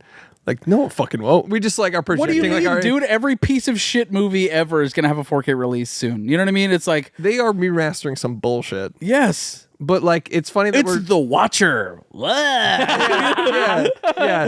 Some shitty movie from the 70s that had some decent slasher art on it, and they're just gonna put that on 4K. It makes Dude, no it's sense. that I kind of hate Shout Factory for that reason. It's like, let's remaster one of the greatest horror films of all time. It's a guy in a wig going, ah. Yeah, I mean, that's how Criterion is now. Like they did those announcements the other day, and I was like, the fuck is this shit, dude? I don't know. They're doing 4K Fear and Loathing though. Sure. If You you're didn't into- like it, if you're I know. into that. Yeah. Yeah. But yeah, like Shout Factory will be like, look at this piece of shit. Yeah. We mastered it in 4K, so it really is still a piece of shit. Yeah. Like we're like Meanwhile, we're fucking ticking down, waiting for Panic Room to show up on Blu-ray ever. At all. Yeah. But Shout Factory is like, you know what? This movie that was shot in the woods on 16 millimeter with no lights needs to be in 4K. Yeah. It's like, what? It was revolutionary. Yeah.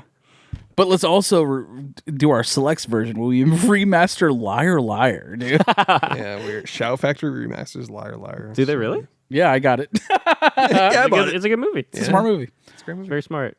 They remastered Liar Liar and 12 Angry Men or something. I was like, no, Kind of the same movie No, in that Glengarry regard, you Glen could Ross. argue. I'm sorry. Oh, okay. I don't fucking get it. That's physical media, dude. Yeah.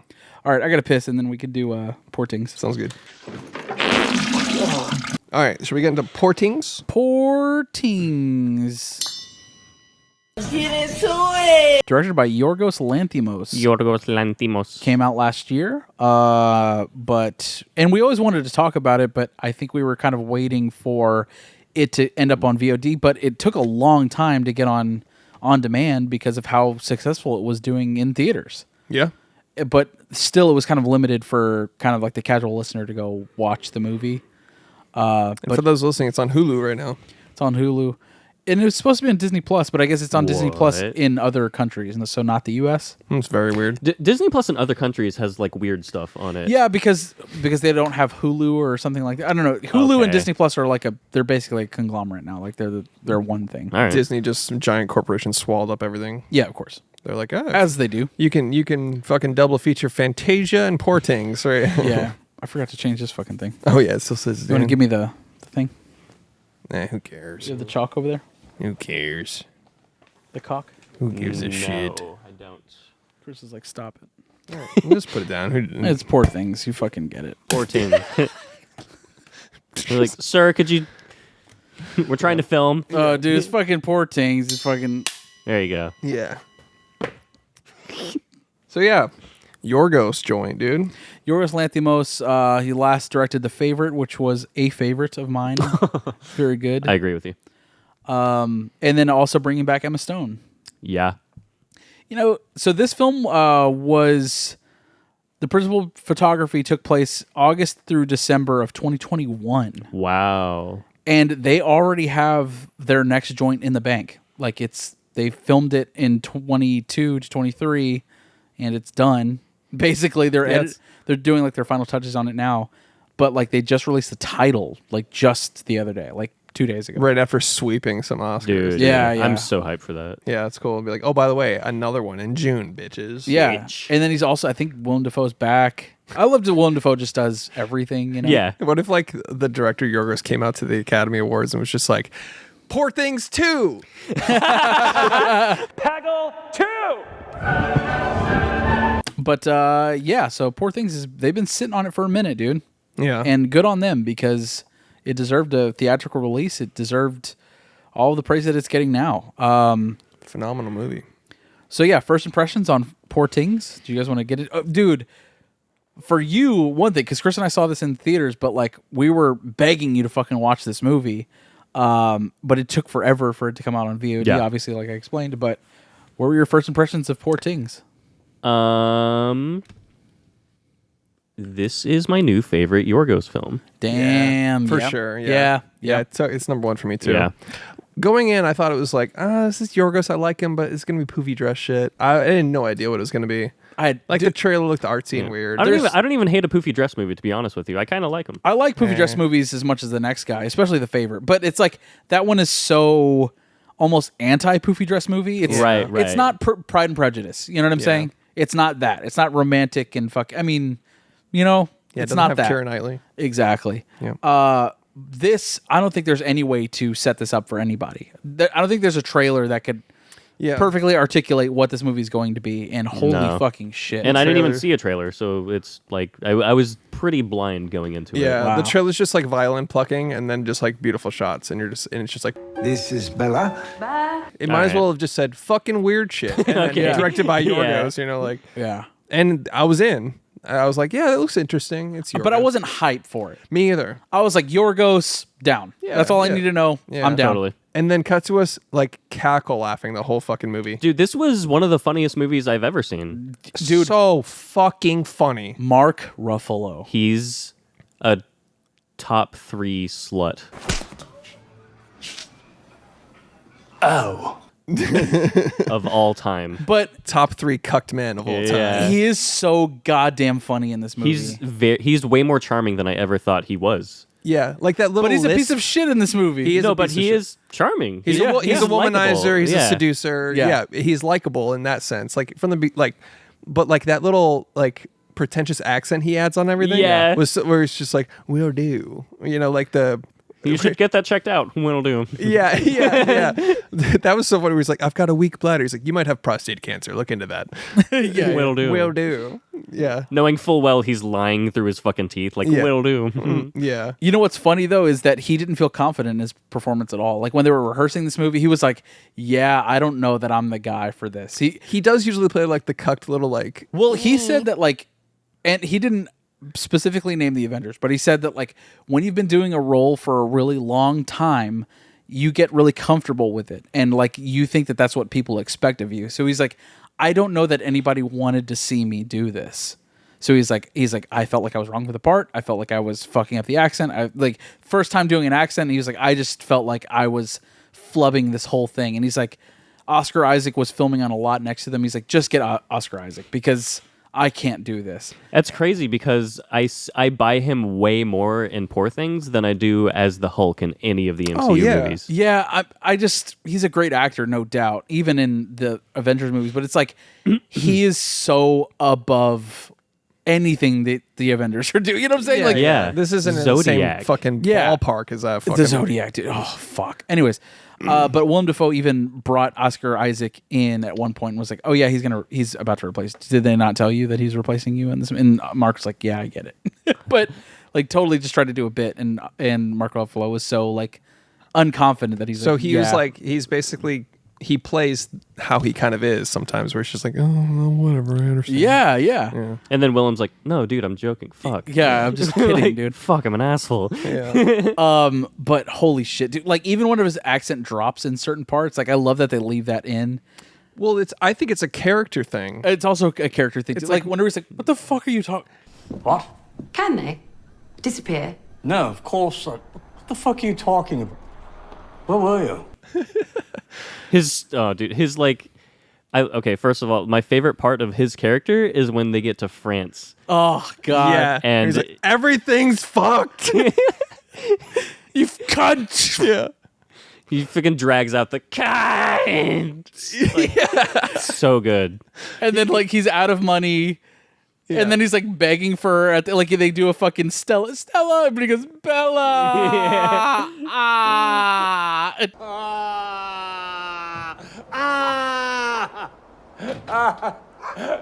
Bella. She's like, all right, Go home. yeah, It's phenomenal, dude. fucking. It was refreshing because he does get typecasted. Yeah. And it was refreshing to see him in, first of all, a confident role at first. Yeah. Like womanizing seducer. Like, I'm going to take you out of this place. You know, and like, yeah, like, and then cut to him just the absolute most cucked, embarrassing guy in the world. You know what's funny? Even in like the costume design for him, he was talking about how like they want him to be like not only posture as like a bit kind of like not chubby but like a big breasted man. Yeah, you know what chest I mean? first. Yeah. Yeah. But it's like they literally designed the costume to be like that, where he kind of looked like a bird. You know what I mean? Where Yeah. he's just like big and poofy, Just and posturizing. just big collars and shit, Yeah, like all yeah. of that. A big-breasted booby, if you will. Yes. Exactly. But Well dude, said. the dance sequence, man. Yeah, it's great. That's Apparently good. they didn't reherse that at all. What? I don't buy that. There's no way. Apparently they With didn't. the There's way gotta that be the some- camera work is, it like, has to be. Like, not they didn't rehearse, like they didn't choreograph it, is what I mean. Mm-hmm. But like they figured it out on the day. That makes sense. Okay. Like, we're gonna do this shot, and they probably came up with it. Yeah. I get that. It wasn't like a choreographed. Yeah, That's they what didn't I meant. plan it for months like other dance Sure, scenes right. would. You know. Yeah. But I love the fucking like when he's like kicking up and Yeah. oh god. And then she's behind him and as like a puppet. yeah. Just not knowing how to dance and him trying not to be embarrassed. Yeah. Like him trying to go along with it not to be embarrassed at the party. Yeah. And just and her constantly. I loved the like I've got to go punch that baby. Yes. Just shit like that. He's where like, it's- whoa, what the fuck? What the fuck? Yeah, just like he pure didn't know impulse. what he was getting into at all. Yeah, like Yeah. that's the thing is none of them besides the doctor and the assistant even know it's a child in a woman's body. No. Yeah. And so they're just like, what the fuck are you talking about? Yeah. and to kind of get off of Mark Ruffalo for a second, Emma Stone's performance, they shot all of her scenes sequentially. So it's like she starts off as a baby, basically, you know what I mean, a toddler. Yeah, she's mentally a baby. Yeah. and then like they go through the rest of the movie in sequential order for her scenes so that she's becoming a woman throughout the whole and film. that's my favorite part. I mean, that's the whole point of the movie. She's growing, obviously. But that's my favorite part of the movie is like she's at an accelerated rate aging and going through all the things that a young woman would go through. I assume I'm not a young woman. But you know, all that shit. She she learns that like, oh, this piece of shit is exciting but not right for me. I can liberate myself and I'm more than just my body and all that shit. And it's really smart. It's really good. Yeah, well, this is alt Barbie. Yeah, this is all. But I was Like everybody's been saying it. It's not a new take. I'm gonna go a step further and say this is everything that Beau is Afraid could not do. True. Like this is just so much better executed than Beau is Afraid was. Like all of the same, like the journey of like a weird character that has to like grow and find themselves. That whole thing. This is executed on such a higher level than Beau is Afraid was. Absolutely. Okay. That That makes was a sense. I mean, the convoluted movies- piece of shit. But Yes, I agree. But like those two movies aren't the same, but I get what you're saying. Yeah. Like plot wise, they're not the same, but they have that bombastic like childhood exploration, coming of age as an adult type of shit going on. Finding yourself. Yeah. Journey that's also fucking abstract and all of that. Need to kill my mom. Yeah, exactly. But this was just so much more colorful and like all of it was so much more poignant on every level than Yeah. Yeah, it's a complete piece of art, I think. 100%. 100%. Yeah. Dude, look at the set design. I mean, like, and It's especially unreal. like it starts off in black and white, and it's all in the house. And the second she goes to Lisbon for the first time, that's when the movie's first in color, and then it's in color. Dude, the way that they dole out the color in the movie and the progressive way that they're like sort of letting you peek back the curtain and then they just yank it open. And Yeah. it's like you're in a spaceship looking at the Earth. It's a Wizard of It's Oz so thing. good. It's I love it. It's Yeah. an homage to Wizard of Oz, where it's just like, oh, this is black and white. Guess what? Motherfucking color. She's free now. Yeah. And I loved all the cutaways to like whenever they go to a location. Like the Lisbon one was my favorite, where she's riding the fish. Yeah. Oh my God, yes. Those were so cool. As soon as that popped up, I was like, I fucking love this movie, no matter what. And her like whimsical, like childlike wonder on Yeah. it. She's just riding some weird fucked up fish. And I love how that like they even set her up on top of the roof whenever Mark Ruffalo is like climbing the ladder to go see her, and she's just kind of Yeah. like weirdly smiling at him, like thinking Like that's a what school she's supposed photo. to do. Yeah. Yeah. All of that. I mean, dude, just a. I think of this often sometimes because I'm fucking full of myself, but I'm like, oh, I see a movie like Prisoners or fucking Seven. I'm like, oh, dude, this is the kind of shit I would do. You know what I mean? Yeah, Like, yeah. I could fucking do something dark and crimey. I'm and- just like this director. yeah. And then I see this, I'm like, oh, I could not do anything like It's this movie. wholly unique. Yeah. Yeah. Like I do that sometimes too, where I'm watching a film and if you pause it on one frame of it, and I'm just looking at the florals, the set design, the costume, the actor, the makeup, the lighting, the cinematography, the huge wide-angle fisheye lens, and I would just go, yeah, not an ounce of that. I barely Yeah. set this fucking thing up. Yeah, like we shot this motherfucking thing on an iPhone, and that was annoying to me. Yeah, yeah. like I don't like. I couldn't do that. Fucking no Fuck way. no. There's Yeah. nothing that I could do in this movie. You know, like Yeah, it takes a village, but still. of course, but even down to the lens choices, dude. That's my favorite Dude. shit that Yorgos does, where he brings in that fisheye. Yeah, what's up? It's a skate video now. Sick. Yeah. I fucking love that shit, and the motivation behind it. Did you kind of have an idea? Okay, so the motivation. Granted, he uses a fisheye in The Favorite, and when he does that, it's fucking great and cool, and you know, it's like very long, not tracking shots, but it's like sometimes it's just stuffed in a corner. It's like all encompassing. Yeah, and it just gives you an idea of like the total landscape. But when they were experimenting with that fisheye lens, they found one that gave it that really dark vignette around it, where it's like it looks really like microscopic almost. Like you're looking through a peephole, kind of. Dude, that is like a 4mm camera that they're using for that. That he's like, oh, I want to bring that test lens that we used on The Favorite, which we did not use for the film, but he's like, I'm going to bring that back for Poor Things and base certain things around this shot because it feels microscopic and almost like a peephole in that you are the doctor watching the experiment. Interesting. That's cool. That's cool. It also ramps up the silliness to me. That too. Yeah. I mean, It's the like wide angle ex- lens do that. As you get closer to the edge, like the exaggerated proportions and stuff. It's partly that, but it's not only the fisheye, but also just the wide angle lens in general, where you can see Yeah. someone come in from They the use that for the left. dance, the dance Yeah. sequence a lot. Yeah, it's just for something about seeing a lot of it adds like a whimsy to it in some weird way. Yeah, especially I don't know why. I got that especially in The Favorite when there would be like an entire like a very large room where you could see the entirety of it and you see people walking in, people coming like yeah. Yeah, it made their very normal movements seem silly. Does that make any sense? No, I don't know how. a little bit. I get you, but yeah. Where it's like, oh, this person comes in and sits down, and it was somehow funnier than if it was on a telephoto and it was like a pan shot or a tilt shot, whatever the fuck you want to call it. But it was like something about just holding on a locked off static wide makes it like, well, this is awkward. Yeah, awkward is the word I was looking for. There you go. I guess basically. But I think that that idea of it being an experiment and you kind of basically just checking in on the progress of it. Mm-hmm. That's a cool motivation for me behind the use of a lens in a movie, because it's like that's often not a motivating factor. It's like, oh, this lens is great for this shot. Right. Done. Yeah, it's a but subconscious visual This expression. has a narrative structure when using that lens. That's cool. Love it. That is very cool. Did you know lenses are cool? Did you know that lenses could be choices? Dude, shout out lens crafters. Yeah, brought to you by Lens Crafters. He went, did you know Yorgos went to Lens Crafters? And he's like, give me a wide one. And forgive me if I'm wrong, but I think it's a 4mm lens, which is crazy. That's crazy. That is wide. That's big. That's wide as fuck. That is incredibly fucking wide. Dude. Yeah. That's like, it like sees behind it. It sees the whole crew. Yeah. It's so wide. It sees like, your pupil taking the photo. Like, what the fuck? It's a fucking 360 cam. It's just a selfie. Yeah. I think this is...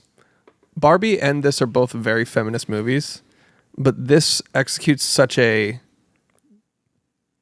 I don't know, more like a highbrow liberating version of it. Does this that make is any a sense? way better movie than Barbie. Well, duh. But Barbie is like the Marvel feminist movie, and this is like the cinematic one. 100%. But there's a lot of... Granted, I don't know who's making these comments, but there are a lot of people saying that this is more like exploitative. Oh, eat your own dick. That's so dumb. I think it's fucking stupid. I disagree with that completely. This is about what would happen to a woman if she was thrown to her impulses without the restrictions and confines of society. What would she think of that? A total childlike innocence? Yeah. Oh, you own women? That's wrong. No, leave. Like, this is like... People are like, oh, it's liberating. Yes, it is. I don't think it's exploitative. None of those people knew they were taking advantage of a child. That's another thing I saw on Reddit. They're like, this is sick. This is... Everybody's talking about this being sexually liberating, and I think it was. I think at that phase in her life when she discovers masturbation, for one, I don't think she's a toddler anymore. She's like becoming a woman. Yeah, she's maturing fast. They've said that. Yeah. I don't think... Yeah, and... I don't think the whole point of fucking Yorgos Lanthimos was like, oh yeah, fuck a baby. You know what I mean? Like, of course not. No, and not like those men even knew that's what it was. And also, she initiated most of her sexual encounters and wanted to. She's like, get over here and jump on me furiously, or whatever it was. I was like, to say it's not a feminist movie is silly, I think. Exploitative how? Because there were... older male characters who were obviously meant to be depicted in a time frame where they did exploit young women. Yes. Like, those people existed and they are doing that, but the movie itself isn't exploitative. No, the movie totally addresses it too. Whenever Rami Youssef is like, I apologize for my dark thoughts, but I assumed you were trying to make her your mistress. Mm-hmm. And he's like, no. He's like, I can't. Go ahead. He's like, it would take enough electricity to power London to make me go. Something like that. He's like, so I can't fuck her. And honestly, I'm more of a paternal. And also the paternal aspect. William Dafoe might be the funniest character. Mark Ruffalo was funnier, but... Dude, William Dafoe, this is one of his best performances ever. Yeah. I love the scene where he goes, you must marry her, but on one condition. He's like, she must want it. Well, that also. So I guess two conditions. Yeah. That was hilarious, dude. It's funny because he's still... You must keep her here. That was the second one, Like, he's still bad, but he's also, like, learning. Like, he's getting better. He actually let her go. And well, he's literally a Frankenstein's monster. Like, his father was the one that experimented on him, and, like, he's not even a human being. He burps bubbles. Yeah. Yeah, he's a fucking toad. Yeah. Yeah. Fucking wild. And they're like, what's all that stuff? He's like, well... he's like, my father took out these organs, blah, blah, blah. Turns out you need them. Yeah. I also love that the glassware that is hooked up to him looks like a stomach. Oh, really? Looks like a kidney. Oh, shit, yeah. That's awesome. Crazy. That's cool. Production design. Dude, the aspect of Mark Ruffalo's character, like, yes, I guess people are trying to argue that, like, I think they maybe mean that individual characters are exploitative of Emma Stone's character. But like that's the whole point of the movie is like Mark Ruffalo wants her when she is a dumb idiot child, and then she matures intellectually and emotionally and sexually, and then he's like, oh, I can't control her, whatever. 100%. He even says to her, he's like, you're losing your cute way of speaking. Yeah. And she's like, sorry, dude. Like, I'm learning, you know, reading a book. And he's like, fuck this. And then handed another book. Fuck that one, too. Yeah. But he's just so childish at that point. A bit of a role reversal there. He becomes immature. Yeah. Ooh. Yeah. There we go. But, pan tilt. But there's one thing I wanted to bring up with him. Yeah. I mean, it's a control thing is what I was trying to think of, where it's like, the doctor is controlling her. He tries to control her. The villain at the end, the ex-husband, tries to control her, and she encounters society that tries to control her too. And so that's all like you said, the people exploiting her are fucking villains. They're supposed to show what is the wrong thing. It's not like going, look at what we do. Isn't it awesome? Just because you portray something doesn't mean you endorse it. Yeah. No, of course not. Yeah. They're exploiting her to show exploitation's wrong. I don't even really... But she's also growing in her own way, too. I think at any point she could pull out of whatever situation she's in. I mean, aside from maybe the brothel, but it's like even then she's doing it willingly. She's learning, yeah. She's doing it willingly as an experiment, basically, to like learn about men. I mean, she came, her father... And herself. Her father, God, her entire life with her has been experiments. So it makes sense that she would treat every experience as an experiment itself. Exactly, yeah.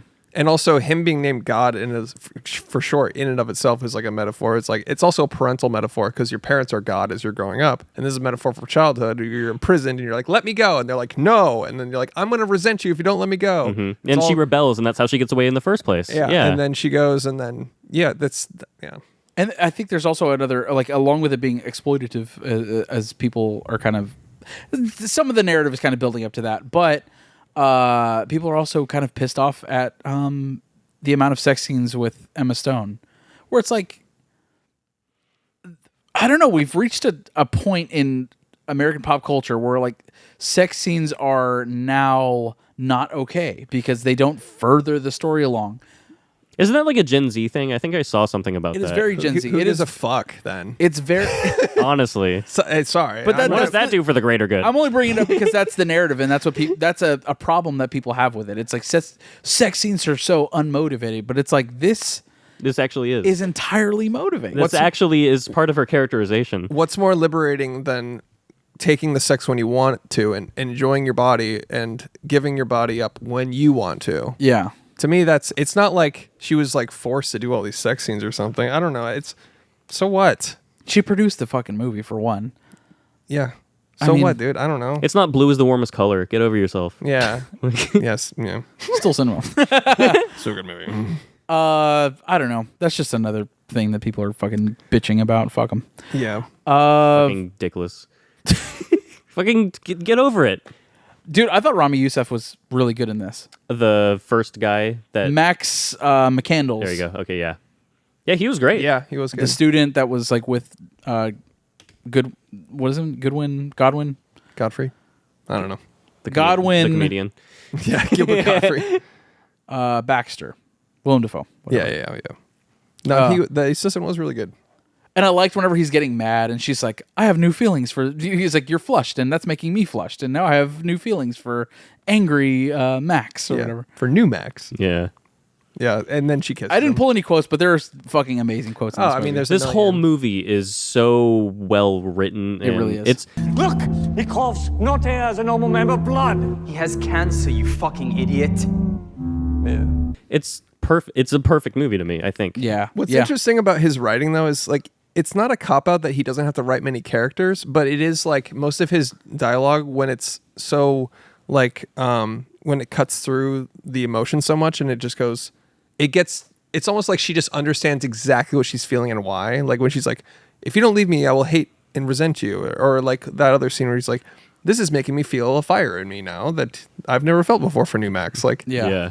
it's not a cop-out. I'm not trying to say that, but it does allow like almost a speed run of emotion. Yeah. Where it's like they don't It's have to have like a back and forth shit. It's just like, this is what I'm feeling. It's purely scientific the way that she goes about Yeah. it, and it makes sense to her character who's had experiments done on her basically her whole life. Yeah. She's like, I have a sunrise in my belly, or the heat. She's Yeah, like, yeah. she's like, I felt the heat and I needed the heat to be released. It's Yeah. fucking awesome. She's like, you can understand. Why are you even questioning it? Yeah. And he's just like, Bala. Guns. When she's explaining to Remy Youssef that she's been whoring, basically. Yes. She's like, is that okay with you? And he's like, well, How do I be nice about this? he's like, well, it's your body, and it. What did he say? He's like, you have the freedom to, no one has the right to your body. She's like, well, I sold it for 13 quid. And he's like, that seems pretty cheap to me. Yeah. Not a lot, I gotta say. Or he's like, that seems pretty low. But he's Yeah. like still trying to cope with it. Yeah. I loved his character though. Yeah, he was great.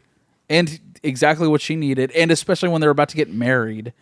And then Mark Ruffalo comes back with her actual husband, Alfie, played by Christopher Abbott, who was like, as soon as he came on screen, I was like, oh, fuck yeah, dude. Another kind of cucked actor, like insecure, a little not whimsy, like weak kind of actor that played a Meek. powerful. Yeah, he was very meek and he played a very powerful character for once. Yeah, yeah. I don't think I can place him from anything. I don't know. Dude, he was in Sanctuary. Oh shit, you're right. Fuck. Possessor. There we go. Possessor. All right. Yeah. Every time I see him, I'm like, oh, this is going to be a good, like, thought-provoking movie. Every time I true. see that dude. He's awesome. Yeah.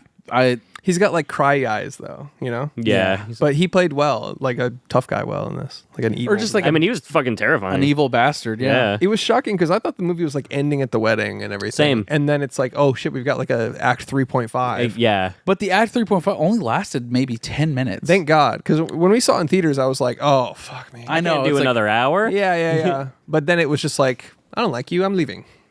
The guy tried to cut off her clit, and she was like, nah. No thanks. No, Yeah, thank fuck you. that. I like my clit. That was very... they kind of sped run through that. But I don't mind it. Didn't mind it. No. Yeah. I don't know that it needed it. Well, I think it is to. I think he came back as a purely evil. What's the word? Like just completely. Jesus fucking Christ! Can't my word recall sucks. Irreprehensible or reprehensible character. Sure. Yeah. He came back as a purely evil person, so that when she turned him into a goat, like to show what she's becoming or the surgery, like she's getting into medical and anatomy and the science, like being a Surgeon. a mad surgeon, a mad scientist, like her, like William Dafoe. I think he came back so that she could do that, and us as the audience wouldn't be like, "Hey, you didn't deserve that," because Yeah. he totally did. Because if like she did that to Mark Ruffalo, he'd be like, "Hey, he was Well, a fucking He was a womanizer, but yeah, Jesus, he was, lady. he was corny and really dumb." But It's not like he was going to cut your clit off. Yeah. Yeah. He wasn't like he was pulling a gun on his weight sack. Well, Yeah. it's not like he made your mother commit suicide. Yeah. I love that line where she's like, and you'll go back to being happy again. Happy like when I jumped off a bridge. Yeah. Yeah. That was awesome.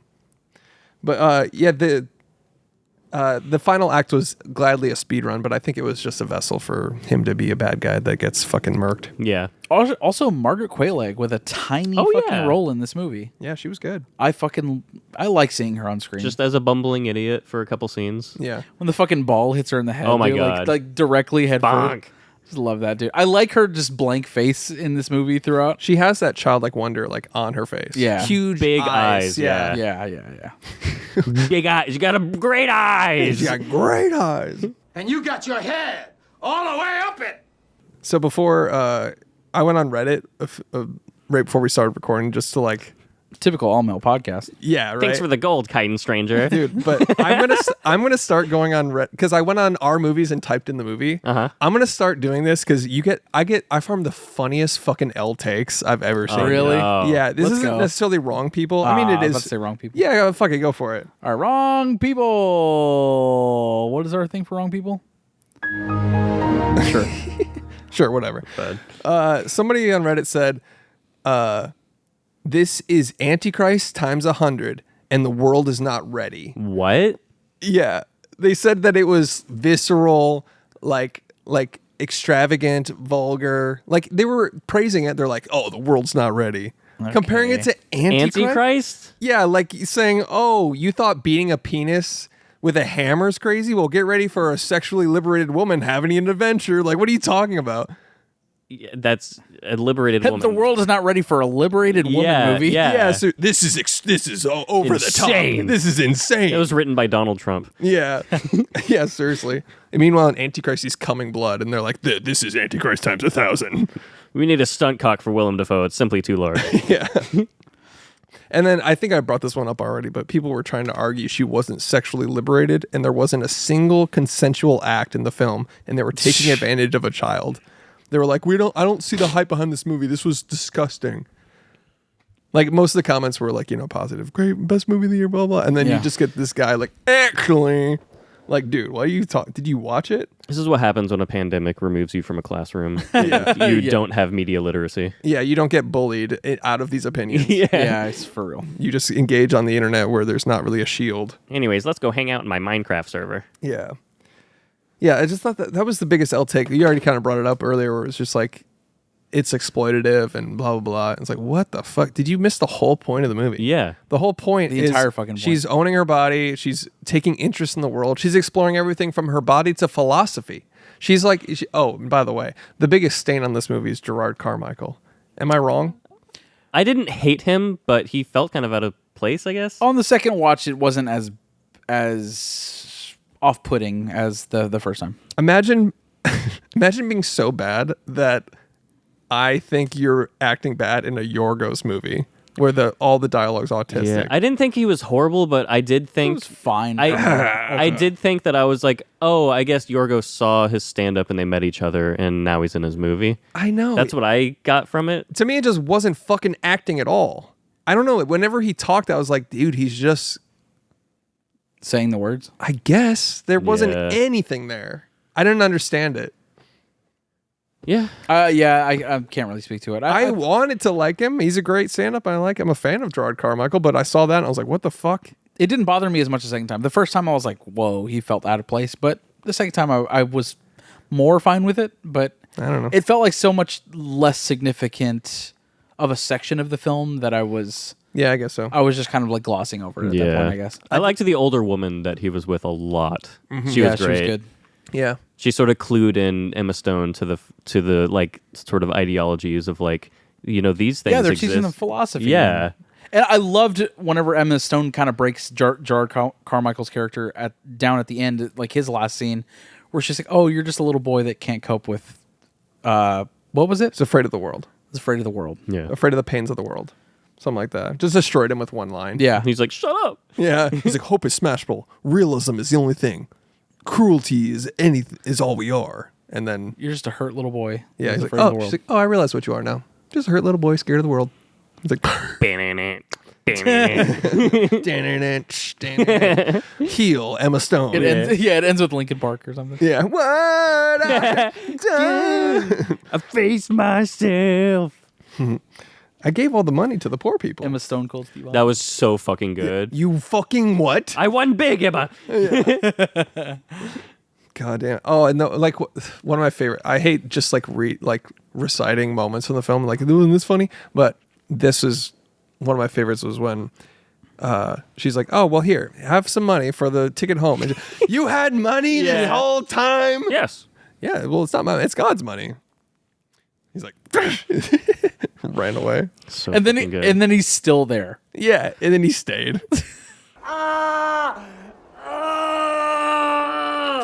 And the weirdly oppressive yet helpful madam of the brothel, like that was an odd character. She was very weird. Yeah, Madam, I forgot her name, but I think a lot of those characters had that Sweeney? duality. Yeah. That duality of like, I'm well, she helping. was the personification of that because she was like, she also like bit her on the fucking face and like, you know what I mean? Yeah. She's like, I sometimes like succumb to beauty. You know what I mean? She's like, you have great lobes. yeah, We've all been there. Yeah, we've all been there. We've all been a lobe. dude. Okay, I got to give a quick shout out to Jerkson Fendrix, dude. I gotta give a shout to Willy Waffles, dude. Yeah. The composer. Okay. Yeah, dude. The fucking music. Get this shit, dude. That kid is 28 years old. Fuck you, buddy. Fuck you, dude. Good job, buddy. Great job. I mean, amazing score. Sets the mood. Dude, the ballroom, the dance sequence. I love. That Okay, music. that's one thing. It's so fucking weird and perfect. It's one thing I forgot to mention is the score for this. It's like a funhouse mirror reflection of a beautiful score. Oh, Yes. that's a great. That's yeah. exactly how I felt about it. It was like a beautiful score that's someone's slowly going around and detuning all the instruments. Yeah, You know what I Dude, mean? it's literally Fred Willard on that fucking with the dishes and shit. Yeah. It's literally that machine. And what's funny is he makes a cameo in the ballroom scene where they're all Okay.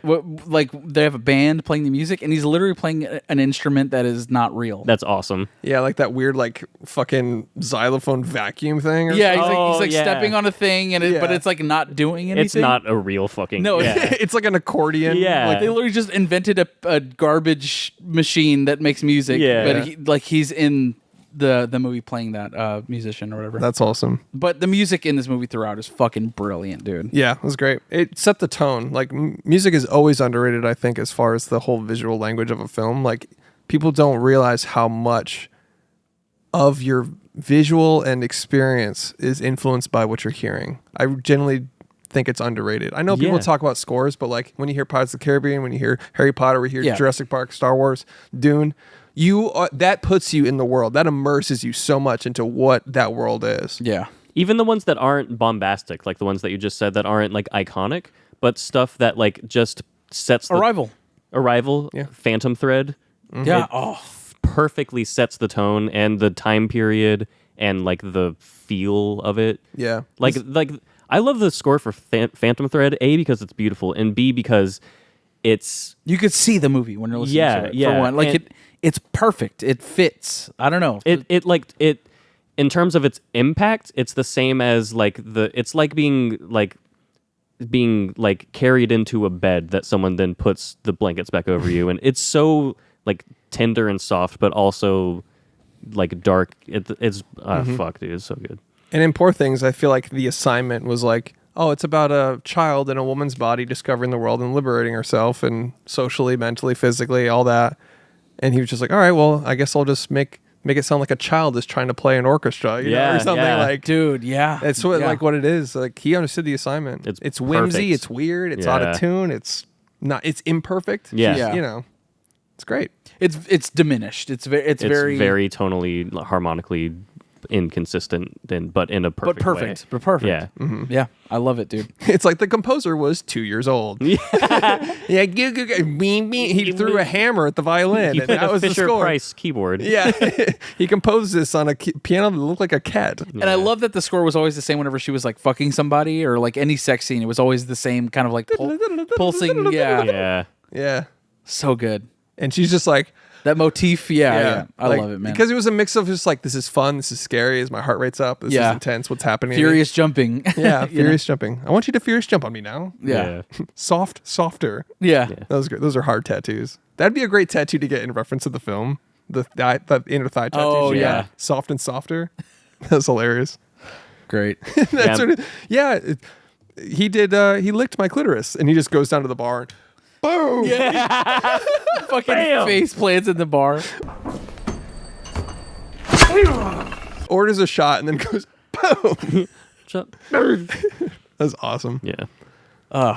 That's it for me. I'm for sure gonna own this movie. Yeah. Porting. Oh yeah, for sure. Well, of course it's on digital only at the moment. No fucking Of course, physical media release. But dude, this belongs in the Criterion Collection, dude. Mm-hmm. It's like this is the most Criterion Collection thing ever. But then again, it's like I don't think any Yorgos film has made it to the Criterion Collection. No, not yet.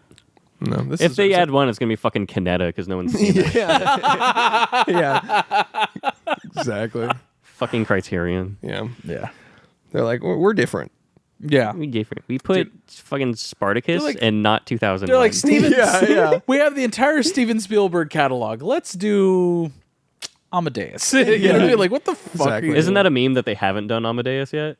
Oh really? Yeah. I don't Like know. every time I see a Criterion announcement, people or comment will be like, "I'm once again summoning the Criterion gods for an Amadeus release." Like, It's like me in 2001. yeah, exactly. Except they did do 2001 on Laserdisc. Way back in the day. Well, there you Way go. back yeah, I found that out. I was Yeah. like, I was yelling at them for years to put it in there, and then it was like one of the first. They're like, now we're gonna do a 4K Blue Velvet and Inland Empire. But it's like they have the directors that they're already in with, so it's like Yeah. easier to fucking. I don't know. Hey, Kings of Comedy, get it together. Put that one in. The King of Comedy, I mean. Oh yeah, Scorsese movie? Not the Cedric the yeah. Entertainer one. Fucking It'd be Steve funny if they Harvey. listen to you and they They're don't like, do. we did what you asked. What the fuck? Yeah. Bernie Mac, Jill Cedric Hughley. the Entertainer. Steve Harvey. Of the Steve Harvey Show fame. Yeah. All right. That was it for me, guys. Yeah, that's all I got. I saw this one thing on Twitter that summed it up perfectly. It's like, this is Barbie for people that listen to Bjork. Oh, really? That's really funny. I saw that, but I Bjorby, didn't dude. get it. Bjorby, dude. Yeah. Bjorby. That's a good Orby. DMT. BJ Orby. Yeah. Yeah, that's good. Bjorby. Well, that's our joke now. Fuck you, Twitter. we repurposed it. Bjorby. BRB. All right, yeah, that's it for me. All right. Where's the thing? You got it. There you go. Yeah, there it is. Now, is it cinema with Marty Scorsese? We have to determine whether or not Poor Things is in fact cinema or not cinema. With your boys. This is how we rate our movies. If you're listening to this for the first time, that's how we do it. Simple yes or no. Who wants to go first? Alexander? Yeah. It's fucking cinema, baby. And Martin Scorsese would agree. Christopher Charles Topher Chucky Collins. Yeah. Yeah. Nah, it's cinema. Yeah. I'm going to agree. It's fucking cinema. So now, we have the dutiful obligation to determine whether or not is it 4-3 for me. This is in a different aspect ratio though too. So it kind of is already in 4-3. Yeah. It's a different aspect ratio, not 4-3. But anyways. 69. Cut says our comment section. It's actually 1.75 by 135. They shot it anamorphic, converted it to cinema as a standard view. Speaking of Ex Machina and IMAX, dude, are you Let's fucking go. kidding me? A day before my birthday? They know. They listen to the pod. They listen. They listen to the pod. It's about me, guys. Yeah. Hey, fellas, it's about me. Way to make it about you, dude. It's my birthday. It's my birthday week. My birthday week. It's my birthday week, fellas. It's my birthday week. Yeah, it's actually, we're in my birthday month, and I'm surprised you guys didn't bring me something for my sorry, birthday. that's my bad. So, Oh, sorry, dude. it's about me for a whole month. All right, whatever. All right, fine. Fuck it, man. It's over. It's over. All right, is it 4-3 for me?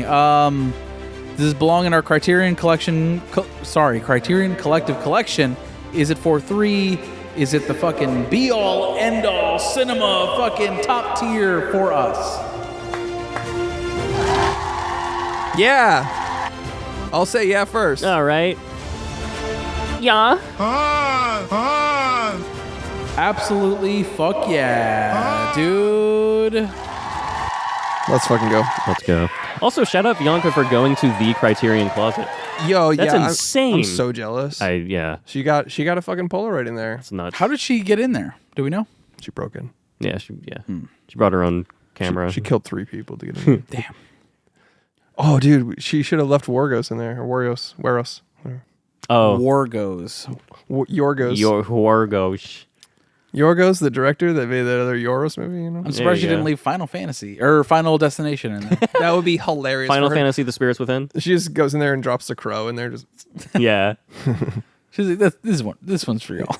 It's now in the Criterion Collection. Yeah. That's how that works. They're like, shit, we got to do it. Oh, Fucking fuck. goddamn. I'm bringing Dwayne Johnson's The Rundown. The first 8K, the rundown. I'd be like, fuck yeah, let's go. Yeah. All right. Anyways. DMTs. Oh, yeah, DMTs. Dumb movie title for Poor Things. Well, Poor Things, obviously. Sure, right. BRB is one. What else is there? I just have Feminist Frankenstein. I got one better. Feminstein.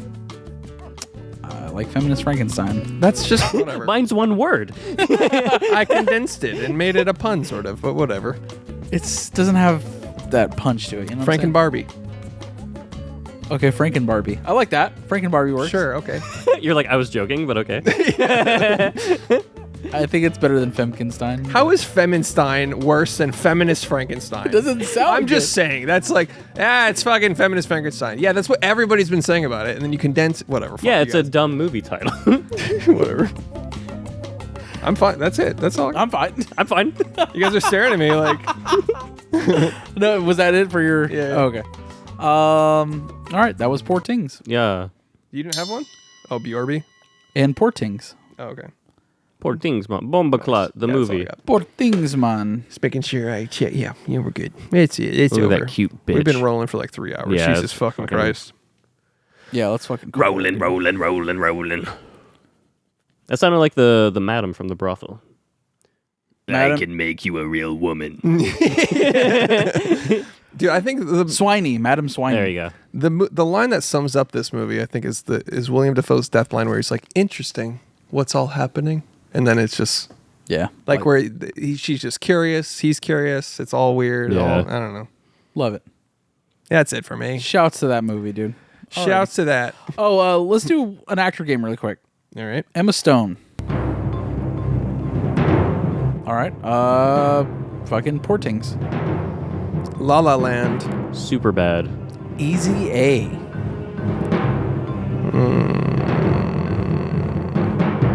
Shit. Wow, I'm a fucking idiot. Yeah. I don't even know what fucking the difference between Pan and Tilt. Shit for brains, Collins, dude. Yeah. That's me. Emma Stone. I'm fully blanking. I'm out. Amazing Spider-Man 2. Oh, of course. Birdman or the Unexpected Virtue of Ignorance. The House Bunny. She is in that. You're right. Damn, now I can only see her in Birdman. Great monologue. Dude, she's great in that movie, for real. Oh, Yorgos' Bizarre Adventure. All right, it's another DMT. That's pretty good. Fuck, I'm out. Go ahead. I don't think I have another. Good game, guys. Let's fuck out of here, man. Yeah. Thanks for listening to There Are Too Many Movies. Poor Things is on Hulu. Aye. Go check it out. If you haven't seen it, why'd you listen to this? Yeah, fuck you. Why? Boinging. Come back next week for Love Lies Bleeding. What the fuck is it called? Love Lies Bleeding, yeah, but Is that out? Like out? no. Theaters. No, yeah, it's out in theaters. Okay. Oh, well, whatever. Hey, tell a friend about us. Leave us a review and $5 a month on Patreon. B.